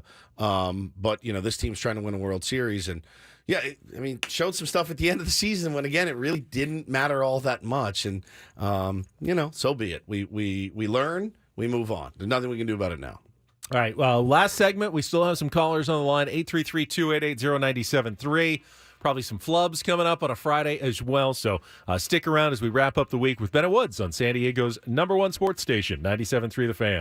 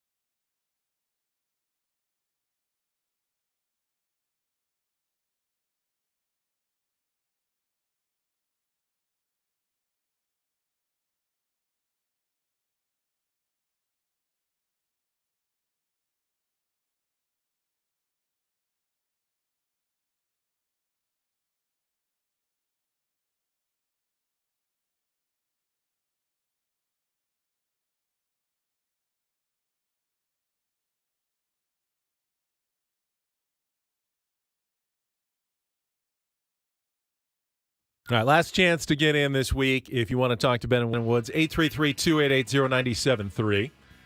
Don't forget, tonight, 6 p.m., you can tune in to Kickoff with Boomer and Valenti. They'll break down the NFL games this weekend. Always brought to you live on the free Odyssey app by Casamigos Tequila. Casamigos brought to you by those who drink it, and by Lowe's. Lowe's knows home improvement. Any games you're looking forward to this weekend? Yeah, all the Major League Baseball playoff games. Any football games you're looking forward to? Football, like NFL. Oh, Niners Cowboys. Yeah, Should be a good Sunday one. night. Yeah, I mean, like the Damn good 90s one. all over again. Yeah. And those two teams are actually good, pretty good. There's one sneaky under the radar game. It's a morning game, I believe. Jets Broncos. They're terrible, but that was the Sean Payton calling out Nathaniel Hackett, who's now the little bad blood between those teams. That It'd be is. kind of interesting. Forgot about I don't know that bad blood amongst coaches really translates well to a good game. Well, now that Rodgers isn't playing, it certainly takes a little bit of the oomph out of it. But I mean, watching Sean Payton just step on his junk is pretty. It's pretty fantastic watching it. Humility goes a long way. He doesn't have a lot of it, so it's very interesting to see. Did you keep the Bills in your Survivor pick tomorrow morning? I did. In the I London did. game I'm against the rolling Jags. with them in London. Yeah, you better beat the Jags. I know that they're comfortable in London, whatever that means, but take it to them. All right, let's check traffic one last time, and then we'll run through a couple of phone calls before the end of the show here on 97.3 The Fan. From the Premier Chevrolet of Carlsbad Traffic Center, part of the Premier Auto family, here's Kelly Danick. Traffic is sponsored by Hummel Casino. Might see some smoke in the vicinity of Pacific Highway and Washington Street. Reports of a possible encampment fire. And looks like a couple folks get to spend part of their weekend getting their cars in for some servicing. Eastbound 8 transition to South 805 stall over the right shoulder and a stall blocking the right lane of the El Cajon Boulevard off-ramp South 805. Hummel Casino is turning lucky number 7. Join the celebration on Saturday, October 7th. That's tomorrow. With $25,000 hot seats, the Lucky 7 Surf and Turf Buffet, and the legendary Spinners live in concert on the rooftop. Learn more at HummelCasinoSD.com. And Kelly Danick with Ben and Woods, San Diego's #1 sports station, 97.3 The Fan. Now let's go out to George. Welcome to Ben and Woods here on a Friday on 97.3 The Fan. Hey, George. George, you still there? Right, maybe George has dropped off. Let's try George. Tyler. What's up, Hey, Tyler? what's up, Hey, guys? how you doing? Hey, buddy. Doing good. You probably remember me. It's actually the UFO guy. Oh, yes. What's up, dude? Where was Ring back then? Huh? No kidding. Oh, God, you've been a millionaire. That Yeah, by sure. that alien autopsy in Mexico turned out to be fake too, by the way. That's true. Yeah, well, Allegedly. I guess I'm not. You'd like to believe But it, wouldn't you? anyways, that Mariners pick kind of was disappointing. I think as soon as I said that, George Kirby didn't want to go past 90 pitches. Yeah. You did have the Mariners going to the playoffs. Well, you're not the only one. A lot of people did. Yeah, but kind of want to talk about the playoffs. I kind of think Arizona's going to take it over LA. I mean, Eno was saying it's a crapshoot. I mean, we can all agree, but I kind of think the Dodgers are overrated. I mean, Gallen just pitched, but Kelly's pretty good. I think they're going to take game 1. I don't know. I just think they got the flair, so I think they're going to beat them. I'm not saying a word. I'm not saying one single word until it's over. I have no predictions on that. Got any plans for if and when it is over, though? If and when it's over, yeah. And I have lots of plans. I've been in the lab with a pen and a pad. They're hedging their bets in L.A. I've seen in the L.A. Times in the last 2 days, Plaschke predicting a World Series title, and then I've seen a bunch of things this morning, like 9 reasons the Dodgers could lose this series against the Diamondbacks as well. So they're going either direction for sure. You got to do it. But, yeah, I mean, I've always wondered. I don't want to root for the Diamondbacks. You don't want to have to play the wild card series? Is that just, I hope both teams don't have fun? Yeah. I just don't want to. I can't root for the Diamondbacks either. Rooting for the Diamondbacks is rooting for Bob Brenly. I can't do it.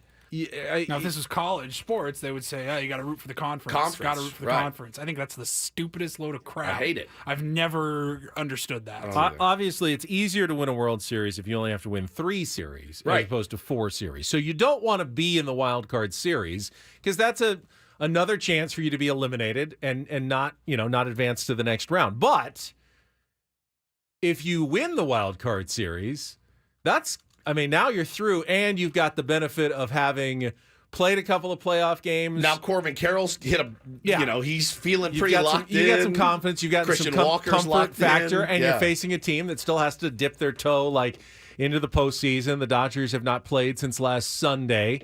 And, that can be a real thing, especially in the first game where you're going all right, we get our playoff feet wet here. And you're facing a team that's already going 100 miles an hour in the postseason. I think it helped the Padres against the Dodgers last year to having already gotten through the Mets. It's that penalty that you get for being one of the 2 teams with a bye. The Diamondbacks have literally nothing to lose. Nothing. Just like the Padres did last year. House money. Arrived early, the whole thing. I mean, everybody thought the Padres were going to, be in the playoffs over them. They're not, and the Diamondbacks are, and they've swept their first series, and they're playing with house money. I'm not rooting for the Dodgers, so that means by default I'm rooting for the Diamondbacks. But, they have nothing to lose. I mean, they should be the ones that are nice and easy. Dodgers throwing Kershaw game 1, Bobby Miller game 2. Who's their game 3? If they will be needed, it's 3 out of 5. Pepio, maybe. Yeah. So they're down, Dodgers pitching wise, but they have a good enough bullpen. They've got superstars on their team. They got guys that have been there 1,000 times. I'm certainly, it's hard to root. It'd be hard to bet against the Dodgers. Easy to root against. You haven't had a lot of teams really lay out their rotations yet. I know the Astros said they're going to go with Verlander in game 1 tomorrow, and then Framber Valdez in game 2 on Sunday. But other than that, and Clayton Kershaw in game 1, it's been a little more let's wait and see and get a little closer to the weekend before you name your pitchers for the series. So, and that's the right move for the Dodgers, you think, throwing the veteran Clayton Kershaw in game 1 instead of the young up-and-coming ace, going to be his first playoff experience. You don't want to throw him game 1, right? You want to throw Kershaw game 1? It's tough. I mean, who was their game 1 starter last year? Who was it? Urias, I believe. Oh yeah, it was Urias. Yeah, he's no longer available. Yes. In fact, they're pretty much pretending he doesn't even exist anymore on the restricted list. So, yeah, I mean, the safe choice is probably Kershaw. Sure. Until he gives up 5 runs in 3 innings, and then it's why didn't you go with Miller? Then it's all of a sudden why would you trot out Clayton Kershaw with his spotty playoff record in the past? But he pitched well the last. 2 postseasons ago when they won the World Series in 2020. Sure. 3 postseasons ago. The benefit of not having to throw an extra 100 innings. It's kind of a Cadillac problem to have so many playoff appearances that you have a roster, you have guys on your roster where they have a history of not performing well in the playoffs. That's what do you do? It's a good problem to have. When you have Justin Verlander, who, up until last year... He just won his first World Series game. Awful in the playoffs. And Clayton Kershaw, but you're like, it's Clayton Kershaw. It's Justin Verlander. Of course I got to go with him, right. I'm an idiot if I don't. Yeah. Does anyone remember, how did he do against the Padres? Let me see, last year. He went 5 innings. No, 6 innings. No, 5 innings. 5.4 ERA. So he must have given up 3 earned runs. Yeah. Yeah. When in the game against the Padres. Yeah, it's the one we put the thing up and right? Isn't that the one we put the meme up on the board? No, in the playoffs. Last year's playoffs, because he only got the 1 start. Remember, they got the bye. Yeah. And then the Padres eliminated them in 4 games. So he started, was it game 2, the one the Padres won and even the series in L.A.? Sounds about right. And so that's his last postseason experience. And then 2021... he didn't even pitch. He was hurt. So, and then 2020, he had the good postseason when they won the short season World Series. But before that... Well, for Dave Roberts, you go game 1, that means he can bring him back in relief in a game 5, which is kind of what we're all... Yeah, I mean, before that, 7 ERA, 4, 3.8, 4.4, 7.8, 6.08. I mean, he's had a very spotty playoff past, for most of his career. So it's hard to really trust that you're going to get a great outing from Clayton Kershaw in this game. All right, let's go to, is this Celeste on the line? Celeste, welcome to Ben and Woods on 97.3 The Fan. Good morning. How are you two? Good morning. We're good. So I wanted to call about this debacle of the season that the Padres had. I guess I'm sort of in like this la-la land right now because I'm thinking to myself, does anybody understand, especially the Padres ownership, how terrible of a season it really was? Like, how embarrassing, how disappointing, how it was one of the worst seasons, like I said, worst disappointing seasons in MLB history based on the expectations, I believe, is what I remember reading or hearing. And I feel like, where is the accountability here? I don't understand. It's like the definition of insanity is when you do the same thing over and over again and expect a different outcome. And here we have AJ Preller for 10 seasons and expect a different outcome. I don't understand what's going on here. Like, I don't understand why nothing happened. There was no axe fell. Nobody was held accountable. I mean, if that were Jerry Jones or Al Davis or somebody like that, heads would have rolled. Somebody would have been accountable. Somebody would have been done like 2 hours after the last game was over. So I'm just really perplexed at the fact that I feel like it's all been taken so lightly and that there's just been no accountability whatsoever. Yeah, Am I wrong in not saying that? It's a good call, and you know they're chalking it up to just some bad things. You know, it didn't break our way, and you know we're gonna run it back next year, and we're gonna see what happens. And look, if that is the definition of insanity, we are insane. We are absolutely insane. I don't think you can look at it any other way. But didn't they run it back from 2022 to 2023? They did. They pretty much ran it back. They added Bogarts and Tatis. Yeah, they made it but to the otherwise, they added Seth Lugo and they added Michael Wacha. Honestly, they added 4 pretty good players to run it back the next year, and they believed that it would again be good, but then it wasn't good. So I think it's okay to think that the opposite could be true as well, that you can run it back and things could be better than they were this year. I think you know, no fan wants to be of a team that's good every other season, right? True. You know, it's as I said earlier, but you can stomach a little bit losing on the biggest stage, but you know, hey, next year is going to be fantastic. The problem, like, it sucks losing in the NLCS, but I didn't feel bad. No, like, I didn't. It was a failure of a season. Trust us, it's going to be different. It's tough. The problem in sports is you can't fire everybody. You've got long-term contracts, players under deals. You can say, hey, we had a bad season. We're going to release all 26 of our players. How about anybody? Fire the manager. Well, you can make a statement by firing someone, but that doesn't necessarily fix any of your problems. If that one person wasn't the problem. Now, you may believe that Bob Melvin was the problem. I know there are a lot of fans who have tweeted me incessantly, and they think Bob Melvin was the problem. And they think Bob Melvin should have been fired. So Padres didn't do that.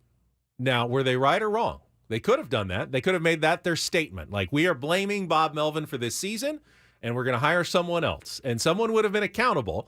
But there would have been a lot of people in that organization who would have said, this is the worst thing you could have possibly done, is fire Bob Melvin and made him the scapegoat for this season. Yet, the accountability would have been there, but it would have maybe been the wrong accountability. Wrong accountability is even worse than no accountability. That's true. Yep. So you got to make sure you get the accountability right if you're holding someone accountable. Because if you fire all the people who weren't responsible for something, you've made your organization even worse. Something to chew on as we head into the weekend. I will gnaw on that this weekend. All right, we are wrapping it up here. The coach, John Quintero, is going to come in next. He'll probably react to what we heard from AJ Preller this morning as well. If you missed it, go back on the Odyssey app. He was on at 8 a.m. with us. Said a little bit more maybe than he did on the Zoom, but again, you're not going to be blown away by his transparent, forthcoming answers to every question, because that's not how he operates. But you can definitely check that out. You will be blown away by my incredible ability to flub a word or two as we get to our flubs of the week. Browns, Bengals, Ravens, 3-2-2 teams in that division. Ballast Point Beer, the official craft beer of the San Diego Padres, at Ballast Point in Little India. He's not 35. But he will be before the contract is done. What is a contract? Holiday season is almost here. 30 days, half September. And that is due and do this for a Wednesday. Don't. Ben Woods back after checking traffic on 97.3 Fan. He's got the fifth most wins coaching time, all-time coaching. Fifth most, yes. February 12th, State Farm Stadium in Glendale, Arizona. State Farm Stadium. That's not what I heard. That's not what I heard either. Our first sound from Padres Spring Training 2013. I think when a veteran pitcher is having success with those numbers, 6-year history of Major League Rugby. I'll give you Rugby? Sam San Diego's number one sports station, 93 The Fan. We were just talking about Landon Jonovan. Who is Landon Jonovan? All right, back after a check of traffic here on 91.37 The Fan. Almost the entire 97.3 The Crew is coming out. And then, of course, Joe Darvish and the kettlebell on the toe. Paul Reindl is our executive producer, YouTube director. What's the director? He's the director. The soccer, they haven't lost the season all home, so we need you out there. Greg Elsten will join us with some streaming television. In which Grammy-winning Beatles song does Paul McCartney sing about the words that go together well? He was our man on the scene in the Beast of the Belly, Dodger Stadium, on the premier Chevrolet of Carlsbad Fan What Hotline. is Carlsbad? Are you okay? What is happening right now? If you like brisket and you're not going to Grand Ole Barbecue, you're doing it wrong in North Park, at Flynn Springs, and What is out at North the ballpark. Park? North Park. 97.3 The Fan. Paul's got some really good audio coming up in the Reindl Report as well from Gabe Kapler, manager of the Giants, that you won't want to stay tuned for. Yeah. Sits down and talks to the owner of the Baltimore Orioles, Peter Angelos. Baltimore what? Orioles.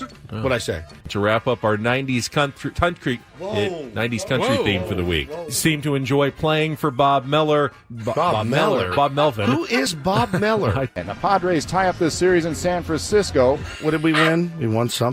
Here we go. There it is. Good job, Woody. Good job. That's all, folks. All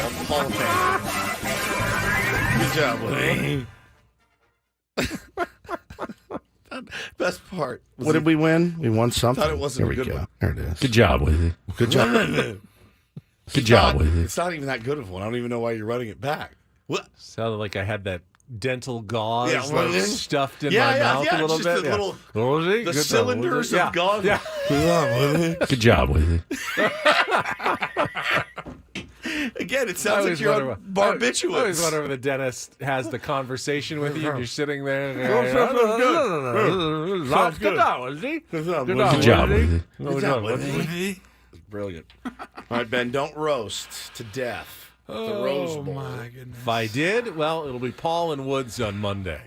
We'll take the day Otherwise, off. I will be here back on Monday morning. Suntanned.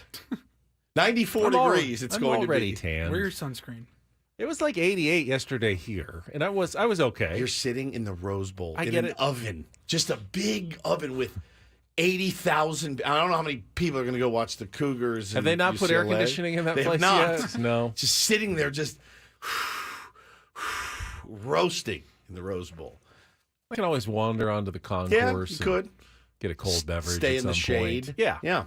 Okay. It's not like I'm the one who's living and dying with what's happening on the field in this game. That's true. It's It is fun after a long work week, a nice drive to L.A., roasting in the sun, and then a nice drive home. It sounds like a death sentence. Yeah, it's not Snapdragon. Oh, cool. I'll be home in 20 minutes. No. I'm determined to have fun. Have fun. All guests on Ben Woods appear on the Premier Chevrolet of Carlsbad fan hotline. Save money the right way with Premier Chevrolet of Carlsbad. Visit them today in the Carlsbad Auto Mall. Chevrolet, find new roads. Coach and Braden coming up next. For Paul Reindl, Stephen Woods, I'm Ben Higgins. Have a great weekend from all of us here at San Diego's #1 sports station, 97.3 The Fan. So long.